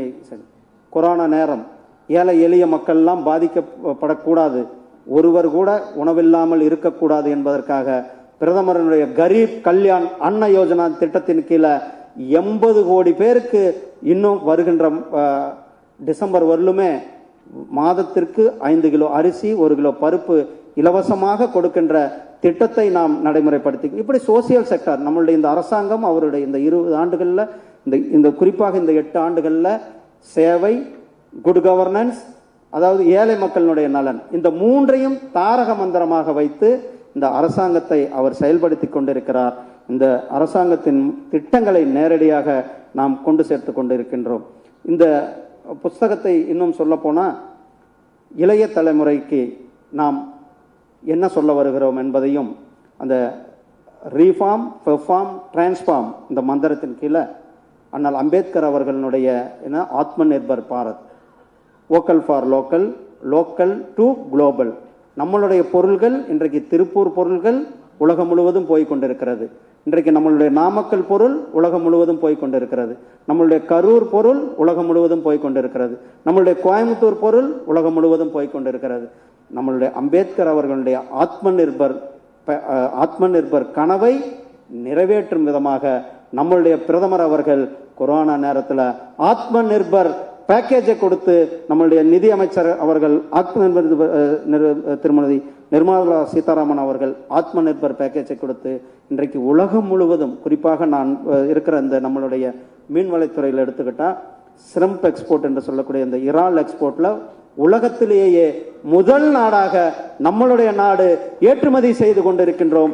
நம்மளுடைய நாடுதான் அது ஏற்றுமதி செய்து கொண்டிருக்கின்ற அந்த பெருமையை நமக்கு இருக்கிறது. இப்படி இன்றைக்கு நம்மளுடைய பொருட்கள் உலகம் முழுவதும் போய்கொண்டிருக்கிறது. வைப்ரண்ட் ஸ்டார்ட் அப் கிட்டத்தட்ட 80,000, இந்த 8 ஆண்டுகளில் மட்டும் 80,000 ஸ்டார்ட் அப் கம்பெனிகள் நிறுவப்பட்டு உலகத்திலேயே 3வது இடத்துல அதிகமான ஸ்டார்ட் அப் கம்பெனிகள் இருக்கின்ற அந்த ஈகோ சிஸ்டத்தில் இருக்கின்ற நாடு நம்மளுடைய நாடு என்ற பெருமையை நமக்கு நம்மளுடைய பிரதமர் அவர்கள் கொடுத்து கொண்டிருக்கிறார்கள். அந்த ஆத்ம நிர்பர் திட்டத்தின் கீழே நமக்கு எல்லாம் தெரியும். இன்றைக்கு நம்ம இந்த காலில் கிட்டத்தட்ட இங்கேயும் அங்கேயும் கிட்டத்தட்ட ஒரு 1000-1200 பேர் உட்காந்துருக்கும். இன்றைக்கும் சைனா, இன்னும் சவுத் ஏசியா நாடுகள் எல்லாமே இன்றைக்கும் மாஸ்க் போட்டிருக்காங்க. நம்ம எல்லாமே இன்றைக்கு மாஸ்க் இல்லாமல் இருக்கிறோம். அதுக்கு காரணம் நம்மளுடைய ஆத்ம நிர்பர் கீழே நம்மளுடைய நாட்டில், நம்மளுடைய சொந்த நாட்டில் தயாரிக்கப்பட்ட வேக்சின் நமக்கெல்லாம் கொடுக்கப்பட்டு இருக்குது. நம்மளுடைய பிரதமர் அவர்கள் கொடுத்தார்கள். நமக்கு இதுக்கு முன்னாடி N95 மாஸ்க்னா என்னன்னே தெரியாது, பிபி கிட்னா என்னன்னு தெரியாது. இது எல்லாம் 2 மாசத்துல நம்ம தயாரித்து நம்மளுடைய தேவைகளுக்கு போக வெளிநாடுகளுக்கு ஏற்றுமதி செய்தோம். இதுதான் இன்றைக்கு ஆத்ம நிர்பர் பாரத், நம்மளுடைய சுயசார்பு பாரதத்தின் கீழே நாம் சென்று கொண்டிருக்கின்றோம். அதே மாதிரி டாக்டர் அம்பேத்கர் அண்ட் மோடின்ற புஸ்தகத்தை நம்மளுடைய மரியாதைக்குரிய இளையராஜா அவர்கள் முன்னுரை எழுதியிருக்கிறார்கள். அதே போல் மோடி அட் 20 என்ற புஸ்தகத்தை மறைந்த பாடகி லதா மங்கேஷ்கர் அவர்கள் அதற்கான முன்னுரையை எழுதியிருக்கிறார்கள். இதனுடைய பல தலைப்புகளில் பல பேர் எழுதியிருக்கிறார்கள். அது குறிப்பாக நம்மளுடைய சுதா மூர்த்தி அவர்கள் இதில் ஒரு கட்டுரை எழுதியிருக்கிறார்கள். PV சிந்து அவர்கள் எழுதியிருக்கிறார்கள். நம்மளுடைய மரியாதைக்குரிய அமித்ஷாஜி அவர்களும், நம்மளுடைய மரியாதைக்குரிய திரு ஜெய்சங்கர்ஜி அவர்களும், நம்மளுடைய சமிகா ரவி அவர்கள், நம்மளுடைய ஆளுநர் அவர்களுடைய புதவி அவர்களும் அதில் பொருளாதாரத்தை பற்றின ஒரு கட்டுரையை எழுதியிருக்கிறார்கள். இந்த ப்ளூ கிராஃப்ட் டிஜிட்டல் ஃபவுண்டேஷனும் அலையன்ஸ் பப்ளிஷருக்கும் உண்மையாலுமே என்னுடைய மனமார்ந்த வாழ்த்துக்களை தெரிவித்துக் கொண்டு ஒரு மிகப்பெரிய ஒரு நல்ல புஸ்தகத்தை நீங்கள் கொடுத்திருக்கிறீர்கள். இந்த அருமையான தருணத்தில் நாம் 100வது சுதந்திர இந்தியாவை நோக்கி அடியெடுத்து வைத்திருக்கிறோம். கடந்த 2 நாட்களுக்கு முன்னால் நம்மளுடைய ஒரு வாரத்திற்கு முன்னால் 1ஆம் தேதி அன்றைக்கு கொடுக்கப்பட்டிருக்கின்ற பட்ஜெட் ஆனது 100வது சுதந்திரத்தை நோக்கி, அதாவது அடுத்த 25 ஆண்டுகளுக்கான பட்ஜெட்டை நாம் கொடுத்திருக்கின்றோம். நாம் அமிர்த்காலில் அடியெடுத்து வைத்திருக்கின்றோம். அதனுடைய வெளிப்பாடு நம்மளுடைய G20, நம்மளுடைய சென்னையில் நடந்தது, நம்மளுடைய IITயில் நடந்தது, இன்னும் வருடம் முழுவதும் நடைபெற இருக்கிறது. G20 என்பது சாதாரண விஷயம் அல்ல. உலக நாடுகளினுடைய மாநாடு நம்மளுடைய நாட்டில் முதல் முறையாக ஃபர்ஸ்ட் டைம், ஹிஸ்டரியிலேயே ஃபர்ஸ்ட் டைமாக G20 மாநாடு நடைபெறுவது நமக்கெல்லாம் பெருமை, நமக்கெல்லாம் கௌரவம், நமக்கெல்லாம் கர்வத்தை, இந்தியன் என்கின்ற அந்த கர்வத்தை கொடுக்கின்ற அந்த G20 மாநாடு ஆனது இங்கே நடைபெறவிருக்கிறது. சகோதரர்களே, நம்மளுடைய இலக்கு வருகின்ற 100வது சுதந்திர தினம் 2047 இந்த நாடு மிகப்பெரிய ஒரு வல்லரசாகவும், இந்த நாடு உலகத்திற்கே வழிகாட்டியாக இருக்கின்ற நாடாக அந்த நாட்கள் வருகின்ற 25 ஆண்டுகள் இங்க இருக்கிற இளைஞர்களுடைய கையில நாம தான் அடுத்த 25 ஆண்டுகளை முன்னெடுத்து செல்லக்கூடியவர்களாக இருக்கின்றோம். நம்மளுடைய பிரதமரனுடைய வழிகாட்டுதல், நம்முடைய சப்கா சாத், சப்கா விகாஸ், சப்கா விஸ்வாஸ், சப்கா பிரயாஸ், அனைவரும் இணைந்து அனைவருடைய முயற்சியோடு அனைவருடைய வளர்ச்சிக்கு அனைவரும் சேர்ந்து பாடுபடுவோம் என கேட்டுக்கொண்டு உங்களிடத்தில் விடைபெறுகிறேன். நன்றி, வணக்கம், ஜெய்ஹிந்த், ஜெய் பாரத், வாழ்க தமிழ், வெல்க தமிழ். நன்றி ஐயா. இந்த புத்தகம் மூலம் மாணவர்கள் அனைவரும் சோதனைகளை சாதனையாக எவ்வாறு மாற்றிக்கொள்ளலாம் என்று நன்கு கற்றுக்கொள்வார்கள். Now I humbly request the Honorable Governor to address the gathering.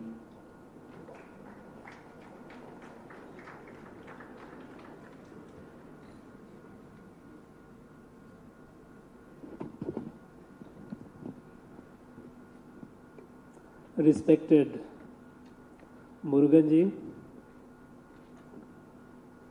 Sudha Sasayanji, Professor Kamakotiji, Professor Velaraj, other distinguished Vice Chancellors,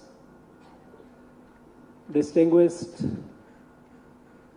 invitees, my dear students, it's a matter of joy for all of us to be here and being part of an event of release of the 2 books in the language which is the oldest and the richest in the world, that is in Tamil.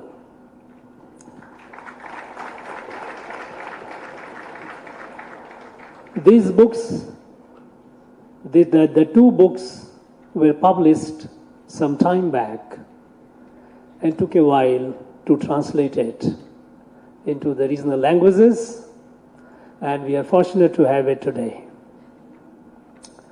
These 2 books, of course, as you read it, you will get to know more and more about the content of it, more and more about the changes that are happening around. And the illustrious speakers have given a good account of a sense that one gets, overall sense one gets by reading these books.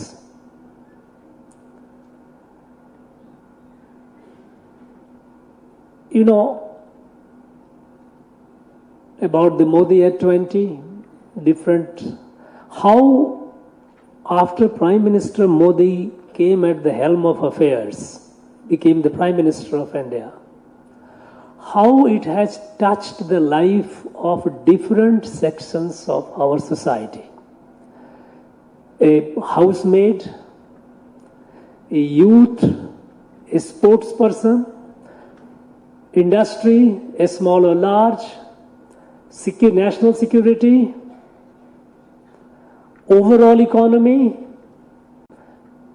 different pieces have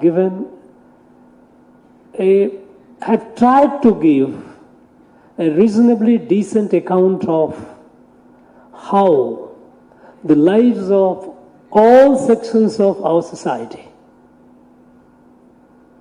no section is left, how it has touched and transformed these lives. These are described in various pieces that you will find in the book. And Modi and Ambedkar, of course. Thanks to Prime Minister Modi, we have started talking about Ambedkar, because earlier Dr. Ambedkar was only used for political mobilization.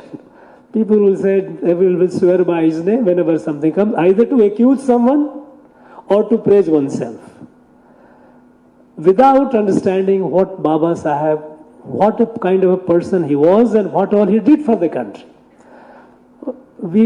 I can assure you, my understanding with the people, those who talk too much about him, I have occasion to ask a few questions, they were just drawing blank. What Baba Saheb did, right from the time when he was a great nationalist. When the British tried to create a separate electorate for the scheduled caste, scheduled tribe, the Dalits, and thereby divide the country further, the society, he stood like a rock. He didn't allow that. When the Muslim League started asking for creation of Pakistan, and then people, the Indian National Congress, thought it was something they could manage it. Baba Saheb had forewarned it. I read his books, Pakistan, Idea of Pakistan or Partition of India. Long before partition, he had written that whole thing. Had we listened to him, perhaps partition could have been averted, or it would not have been as traumatic. Millions died and several millions were displaced, rendered homeless. This partition, if not avoided, if not averted, could have been less painful. But we didn't listen to him. His social discrimination, his campaign for social discrimination. We often talk about he is a father of Constitution. Yes, he is a father of Constitution. But he was much more. When it comes to social discrimination, what all we have done. Even here in our state, we have been talking so much about social justice. But every other day you hear some atrocity against Dalits. Either the human feces will be put in the water tank of a Dalit colony, or he will be publicly humiliated and assaulted, or not allowed entry into the temple, or Anganwadi school will be divided, separated. And when it comes to crime against Dalits, the response of the law enforcement and criminal justice system is awful. It pains to know that in our state, rapes against Dalit women cases, only 7% ends in conviction. This is the data. This of the 100 rapists, 93 go scot-free. And we talk about social justice. And we talk about Baba Saheb.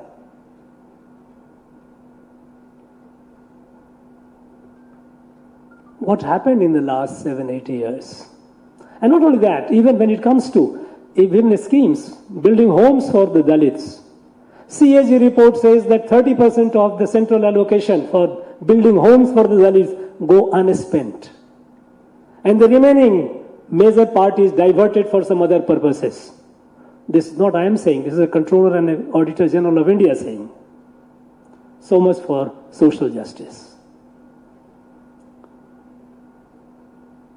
What happened in the last about 9 years that Prime Minister Modi came at the helm of affairs, which he could do?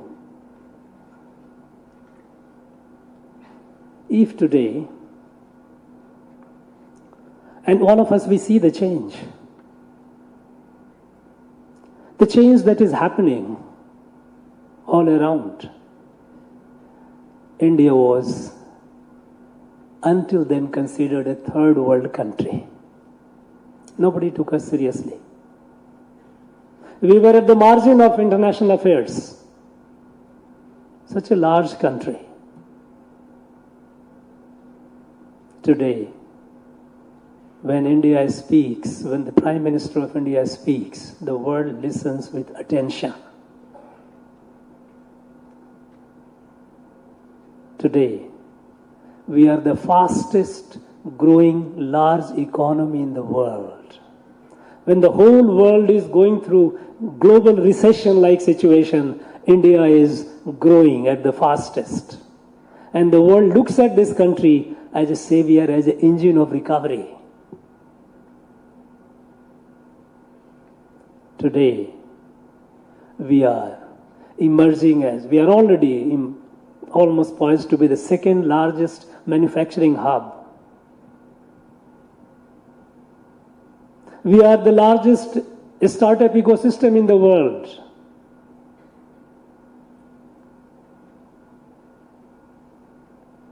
Till 7-8 years ago, we had the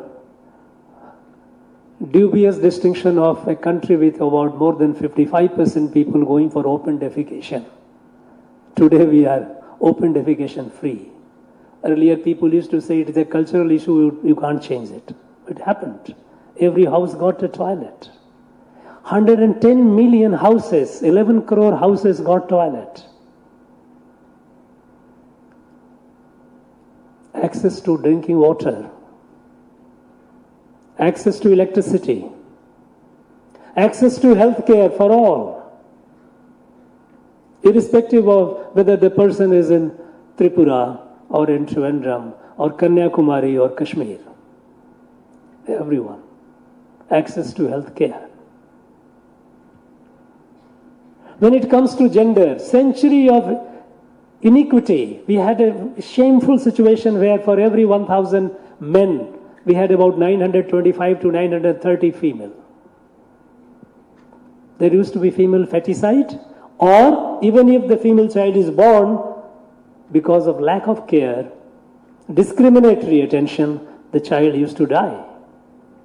Today, we are in a situation where we can proudly say that today, sample surveys have revealed that today we have removed that, our women are, our census result is it as and when it comes, but the sample surveys have revealed it, that today we have more number of female in the country than men.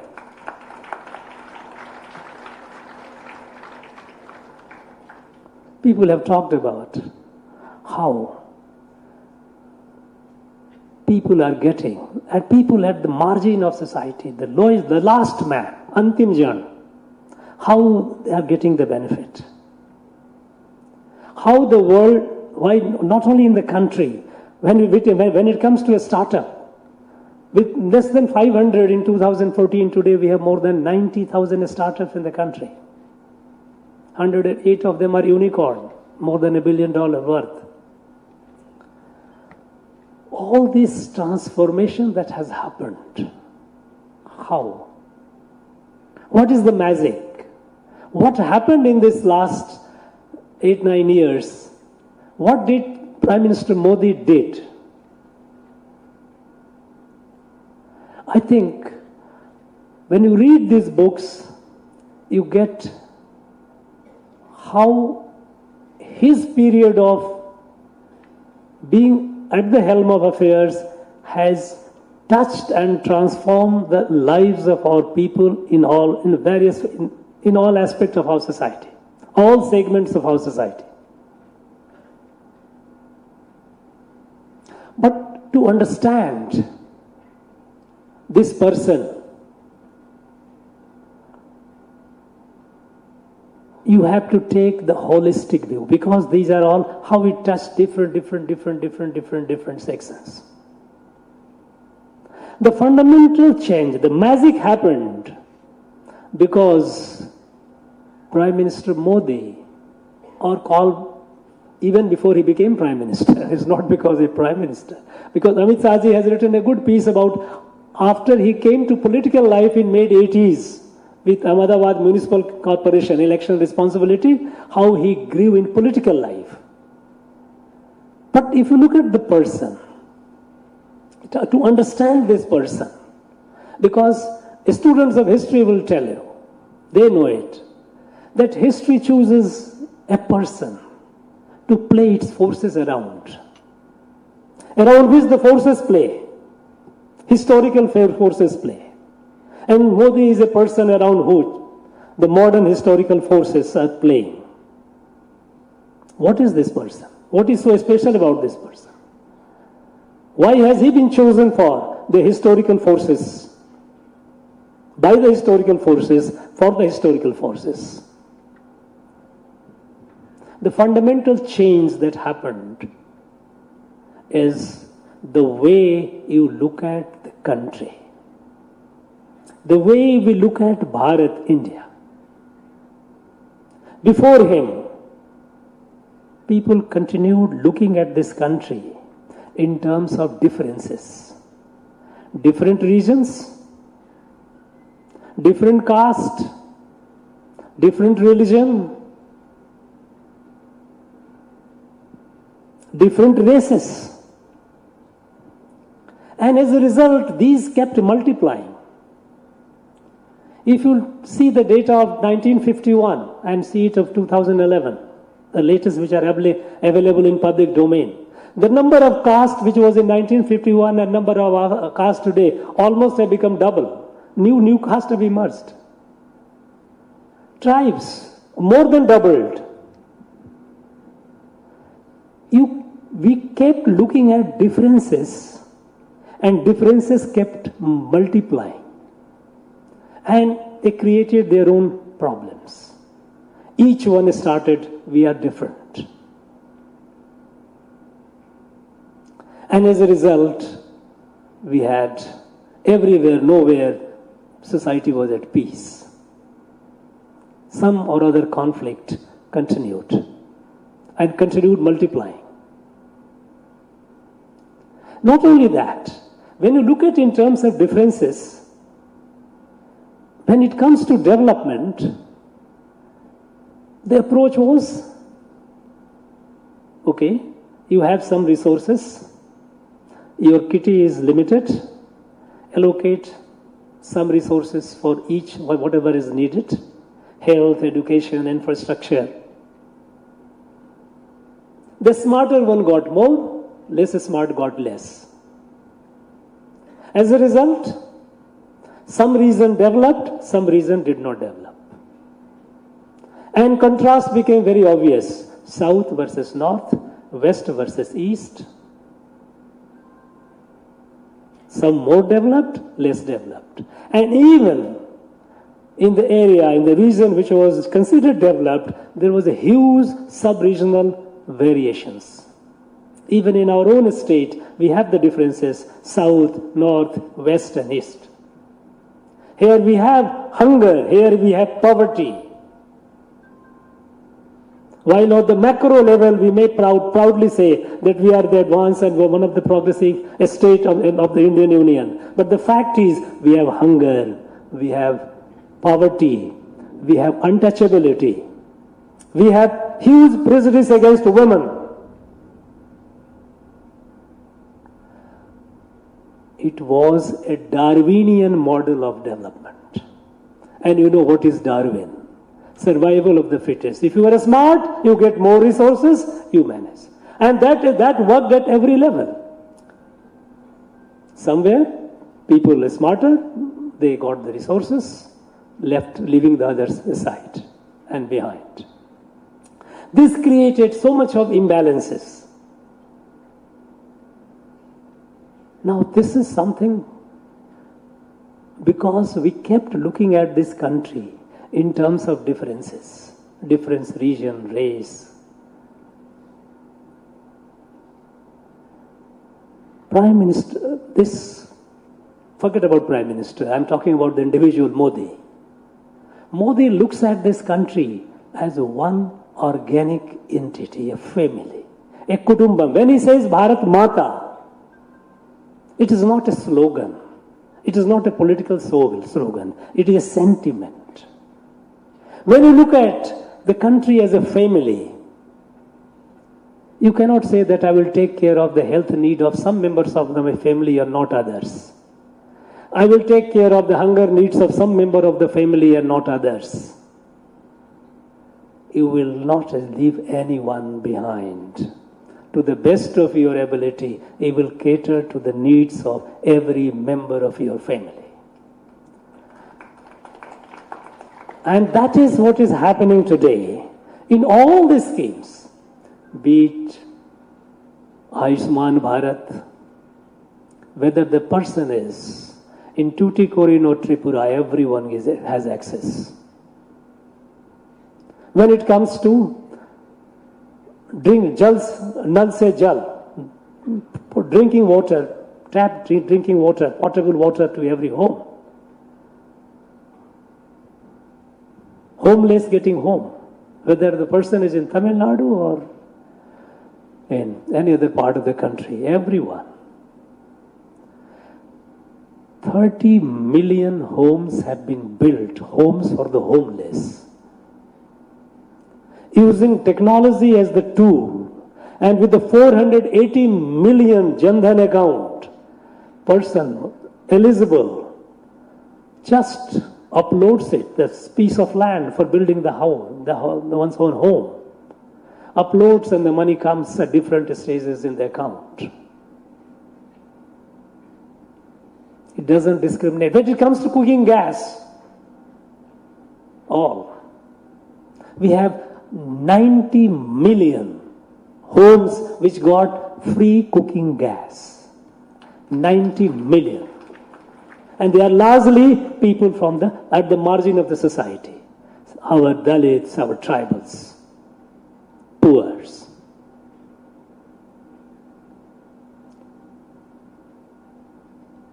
It is all inclusive because looking at the country as a family brings the change. It is question of your sentiment, your heart. Earlier, in the Darwinian model of development, there were families, their family interest. Family has to perpetuate itself by hook or by crook. And that is why today we find coalition of such interests coming together and trying to defeat. It won't happen. They won't succeed because the country is awakened today. So the way you look at the country and the way you look at the country's problem. Today, health is not looked into segment that I have got this much money, so many schools, so many hospitals will be built. So many medical colleges will be built. No. Everyone has to be covered. Whether it is Ayushman Bharat, whether it is Janaushadhi Kendra through which you get the medicine, through primary health center, wellness centers, creation of more and more, every district having a medical college. Now all these earlier people used to say that the growth and development, they were inversely related because if you go for this, how do you get the money back? Today, when we are building more and more hospitals, we are building more and more medical colleges, we are building more and more primary, more than 150,000 primary health and wellness centers upgraded. They also create a lot of ancillary jobs. And also, the fundamental change in governance model. People come up with some model or other, very fanciful model without knowing what the model is all about. Earlier, the model of governance was of patronage. Government was guardian, my baap. People used to go to government for something, give us something. Little realizing that this country of 1.4 billion has got far more talent, far more energy, far more capacity than what the government has. Government is a small, infinitesimal entity. Earlier, we didn't trust our people. We created a patronage model of governance. And we made people supplicant, subservient to the government. Today, when Jan Andolan, Jan Bhagidari, people's participation, we find creative energy of young people. At all the 90,000 is startup, who are they? They are our young people, young men and women, they are doing it. They are doing incredible things. We saw it during pandemic.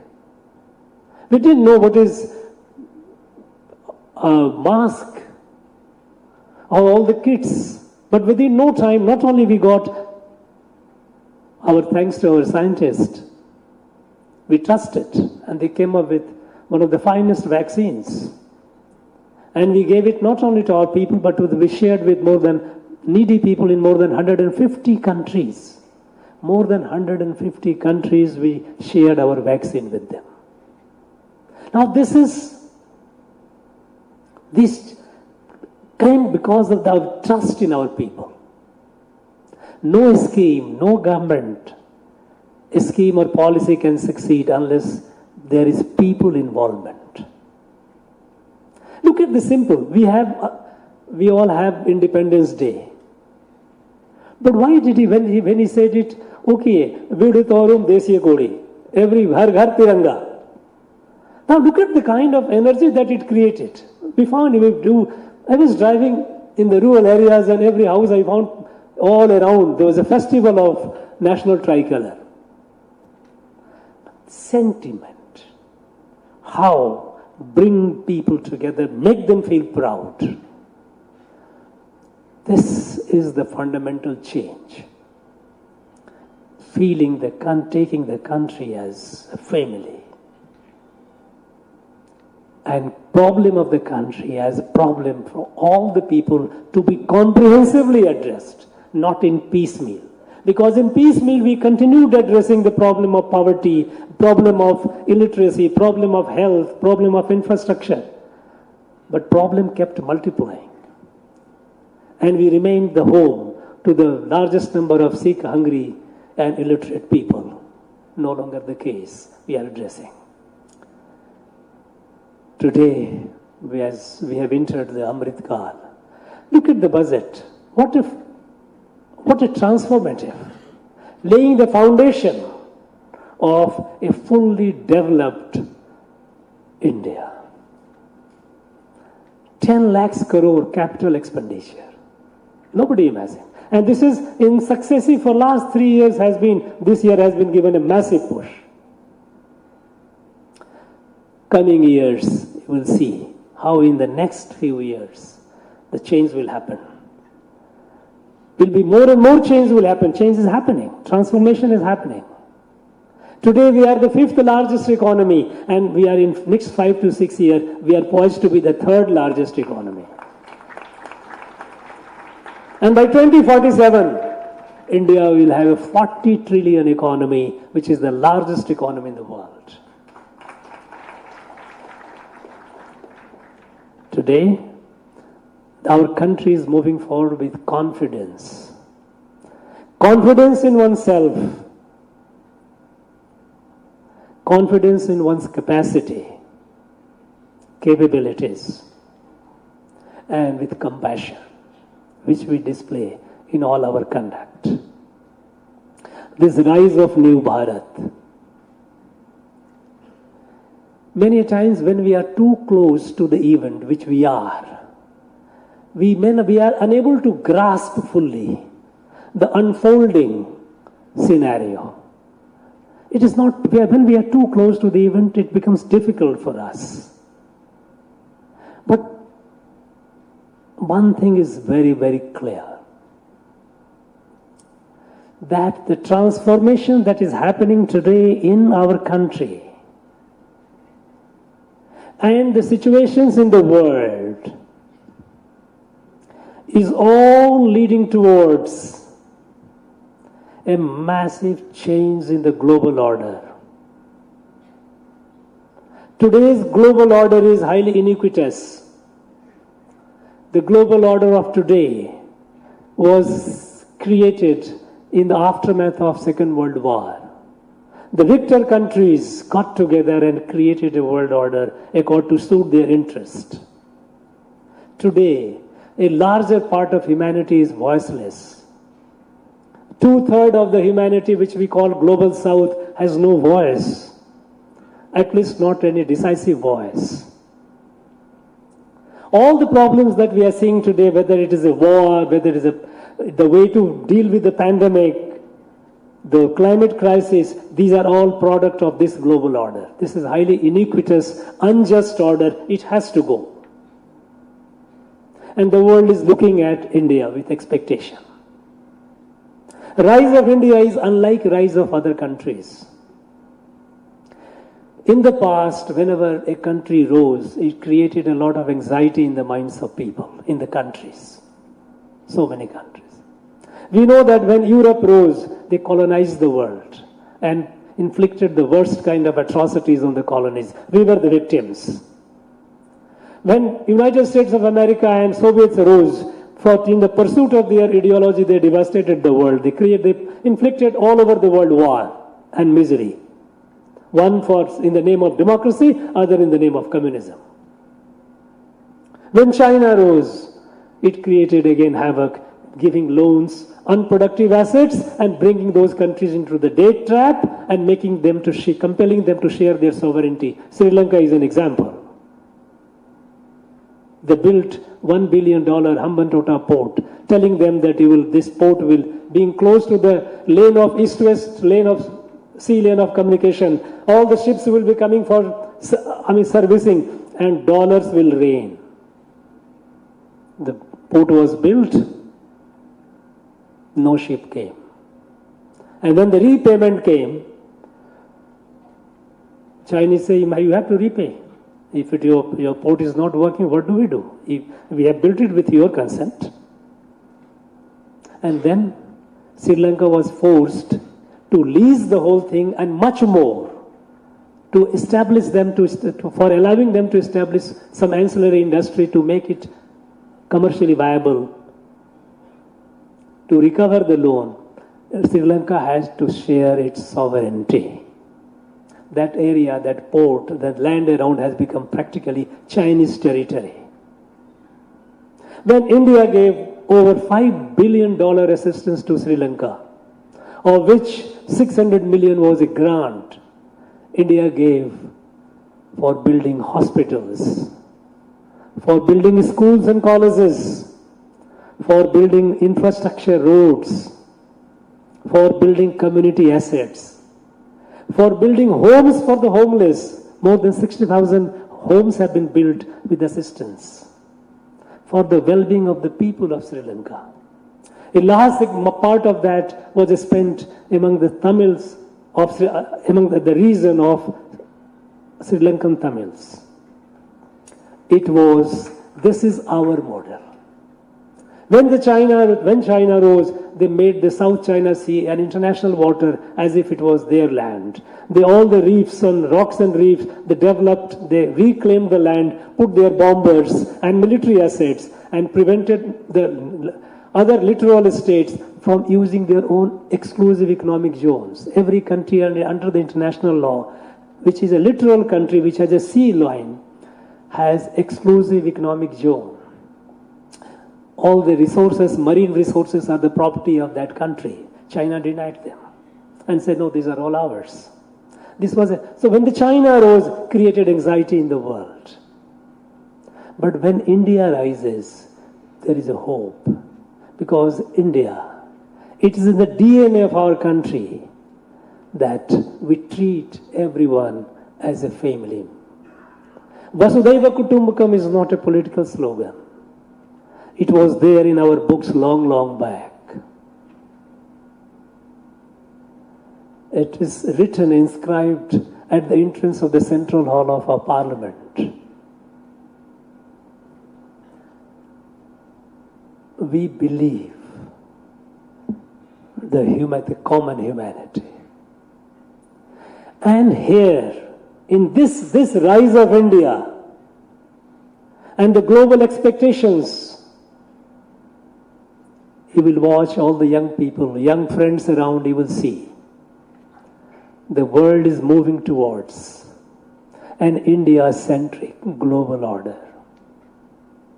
And I have no hesitation to say that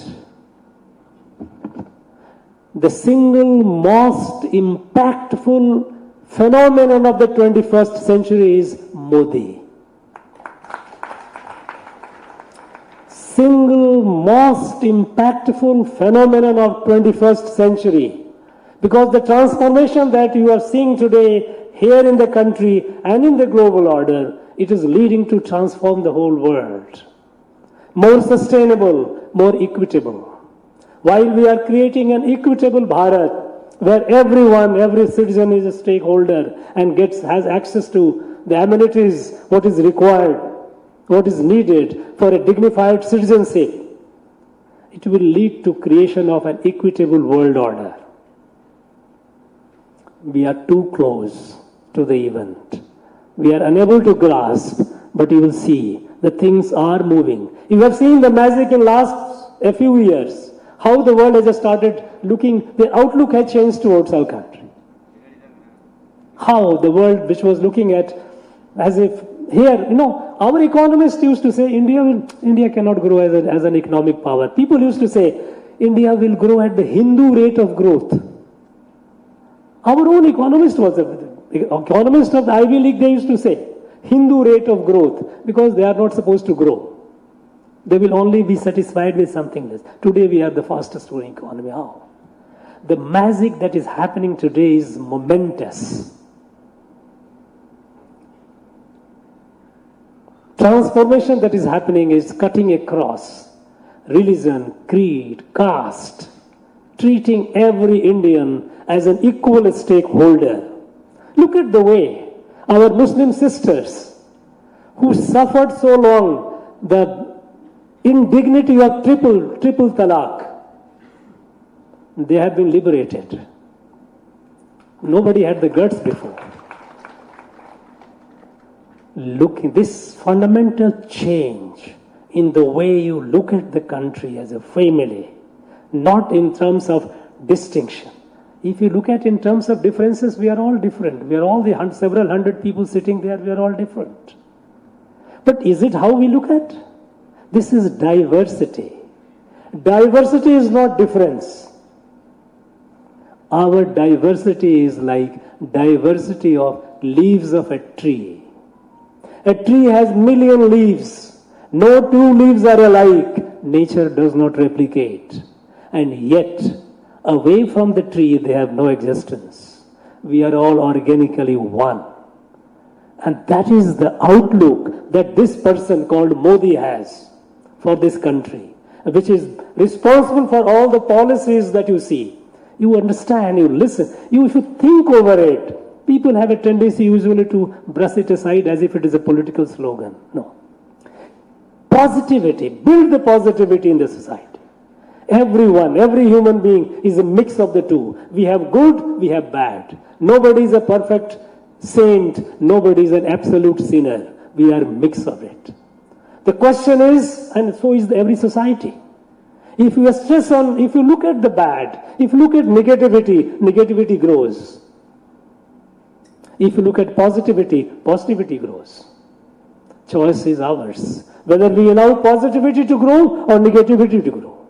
There are people still trying to create negativity in terms of race, in terms of language, in terms of some kind of imaginary things. No. That is not the way we will move forward. That is not the way that leads to the destiny of Bharat, destiny of our country. To be the leader of the world for the good of the world. Not the leader of the world, as others did so far, as a hegemon, but as for the good of the world. This is what Sri Aurobindo, when India became independent when the British left, on the 15th of August 1947, Sri Aurobindo wrote his dream. The first dream he wrote, he said, in the entire universe, Earth is the only evolutionary planet where you have a life and life is evolving. And on this evolutionary planet, Bharat is the only country where we have that light, that Adhyatmic light of universal oneness. That the entire creation is one, various manifestation of the same divine, whether humans, animals, plant. We are all children of this Mother Earth. We are all part of a kutumbam. This sense which came to this land several thousand years ago, nowhere else. And then Rishi Aurobindo says, was it an accident? And he answers, no. It was a design. It was a divine design. And so, it is the duty of Bharat, then he says, now you have become independent, your duty is to grow strong with your adhyatma, your spirituality, to save the world. Bring the world together as a family. It is a divine mandate. It is an obligation cast on this country. And a person called Modi is fulfilling that divine obligation.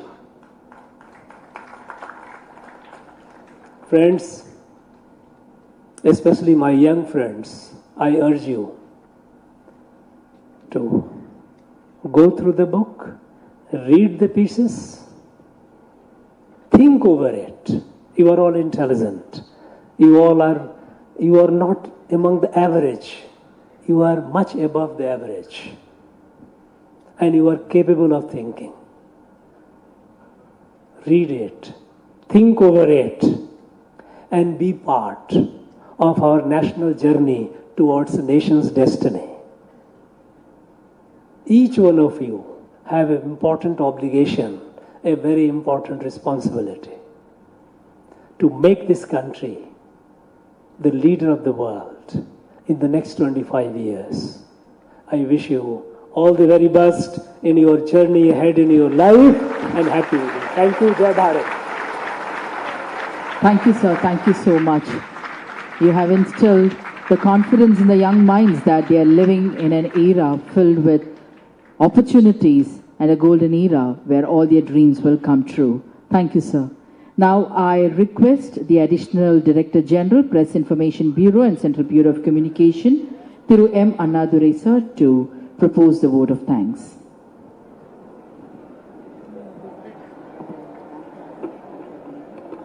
Honorable Governor of Tamil Nadu, Honorable Minister of State, other dignitaries on the dais and off the dais, and dear friends, good afternoon to you all. Vanakkam. We are about to conclude this remarkable, well-organized function, giving two very important books to Tamil audience, Modi at 20, Nanavagum Kanavugal, and Ambedkar and Modi, Seerthirutha Chindanaigal, Semayana செயல்பாடுகள். As you know, these two books, Modi at 20, Dreams Meet Delivery, and Ambedkar and Modi, Reformers' Ideas and Performers' Implementation, were well received from the day they were published in English. They also received a lot of positive reviews in reliable and open book review platforms like Goodreads. I hope these two books will be well received by Tamil audience as well. I thank the Honorable Governor of Tamil Nadu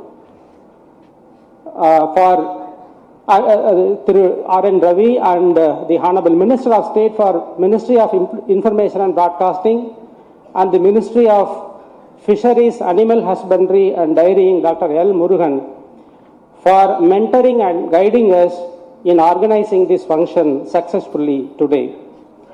From the very beginning, the Honorable Governor was personally involved in every single step in organizing this event. Honorable Governor's erudition, scholarship and long experience always motivates not only the civil servants like me, but also everyone, including parents, teachers, students, and the common men and women having occasion to meet and listen to him. I am sure that all of you who heard his speech today would agree with me on that. Honorable Governor has also proven to be a master communicator, delivering his thought-provoking speech with the choicest of words to suit the occasion and put his point across. Within about 20 minutes, the Honorable Governor has covered the entire gamut of issues that are important to our country, including the international politics. I thank the Honorable Governor for being with us amidst his busy schedule and delivering the excellent speech. Thank you, sir. My sincere thanks are also due to our Honorable Minister of State, Dr. L. Murugan. இலங்கையில் கிட்டத்தட்ட 4 நாட்கள் அவர் இடையறாத நிகழ்ச்சிகளுக்கு பிறகு இன்று காலை 3 மணிக்கு விமானத்தை பிடித்து இங்கு சென்னை வந்து சேர்ந்து இந்த நிகழ்ச்சியில் அவர் கலந்து கொண்டிருக்கிறார். இந்த நிகழ்ச்சிக்கு பிறகு பல்வேறு நிகழ்ச்சிகளை முடித்து இன்று இரவு மீண்டும் விமானத்தை பிடித்து அவர் டெல்லி செல்ல இருக்கிறார். டெல்லிக்கு அவர் சென்று சேரும்போது நள்ளிரவை தாண்டிவிடும்.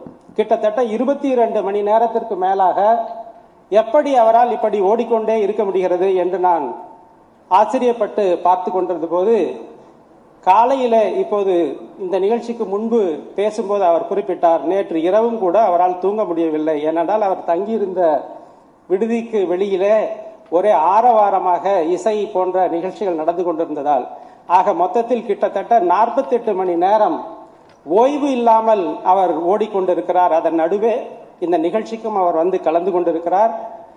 இப்படி இந்த நிகழ்ச்சிக்கு மிகுந்த முக்கியத்துவம் கொடுத்து இங்கு கலந்து கொண்டிருக்கின்ற அமைச்சர் அவர்களுக்கு என்னுடைய உளமார்ந்த நன்றியை நான் தெரிவித்துக் கொள்கிறேன்.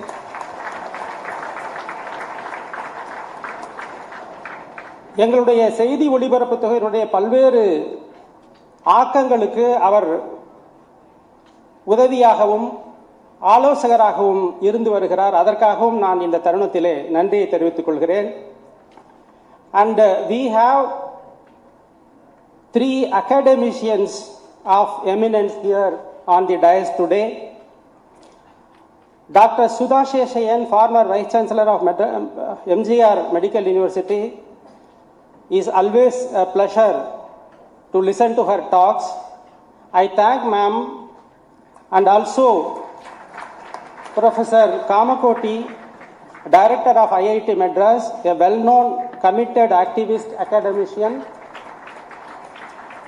who took on himself the burden of organizing the Kasi Tamil Sangamam successfully recently, and also Dr. R. Velraj, Vice Chairman of Anna University, for their involvement and for gracing the occasion.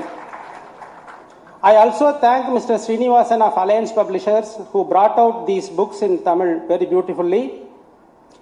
Publication of these 2 books go well with their reputation as a publisher of good quality books to Tamil readers for more than 100 years. My sincere thanks are also due to the Principal Secretary to the Honorable Governor of Tamil Nadu, Thiru Anandarao Patel, Private Secretary to the Honorable Minister Kedar Prasad Burande and other colleagues in their respective secretariat, faculty members and students of Anna University, Vice Chancellors, professors and students from other universities and colleges, my colleagues from the Ministry of Information and Broadcasting, senior officials from the Government of India and also from the Government of Tamil Nadu, friends from the media, and every one of you present here for making this book release function a grand success. Thank you all. Thank you. Nandri, Vanakkam. Jai Hind.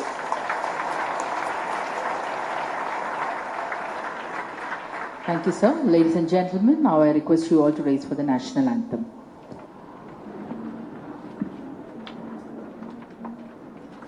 जनगण मन अधिनायक जय हे भारत भाग्य विधाता पंजाब सिंध गुजरात मराठा द्राविड उत्कल बंगा विंध्य हिमाचल यमुना गंगा उच्छल जलधि तरंगा तव शुभ नामे जाहे तव शुभ आशीष मांगे गाहे तव जय गाता जनगण मंगलदायक जय हे भारत भाग्य विधाता जय हे जय हे जय हे जय जय जय जय हे.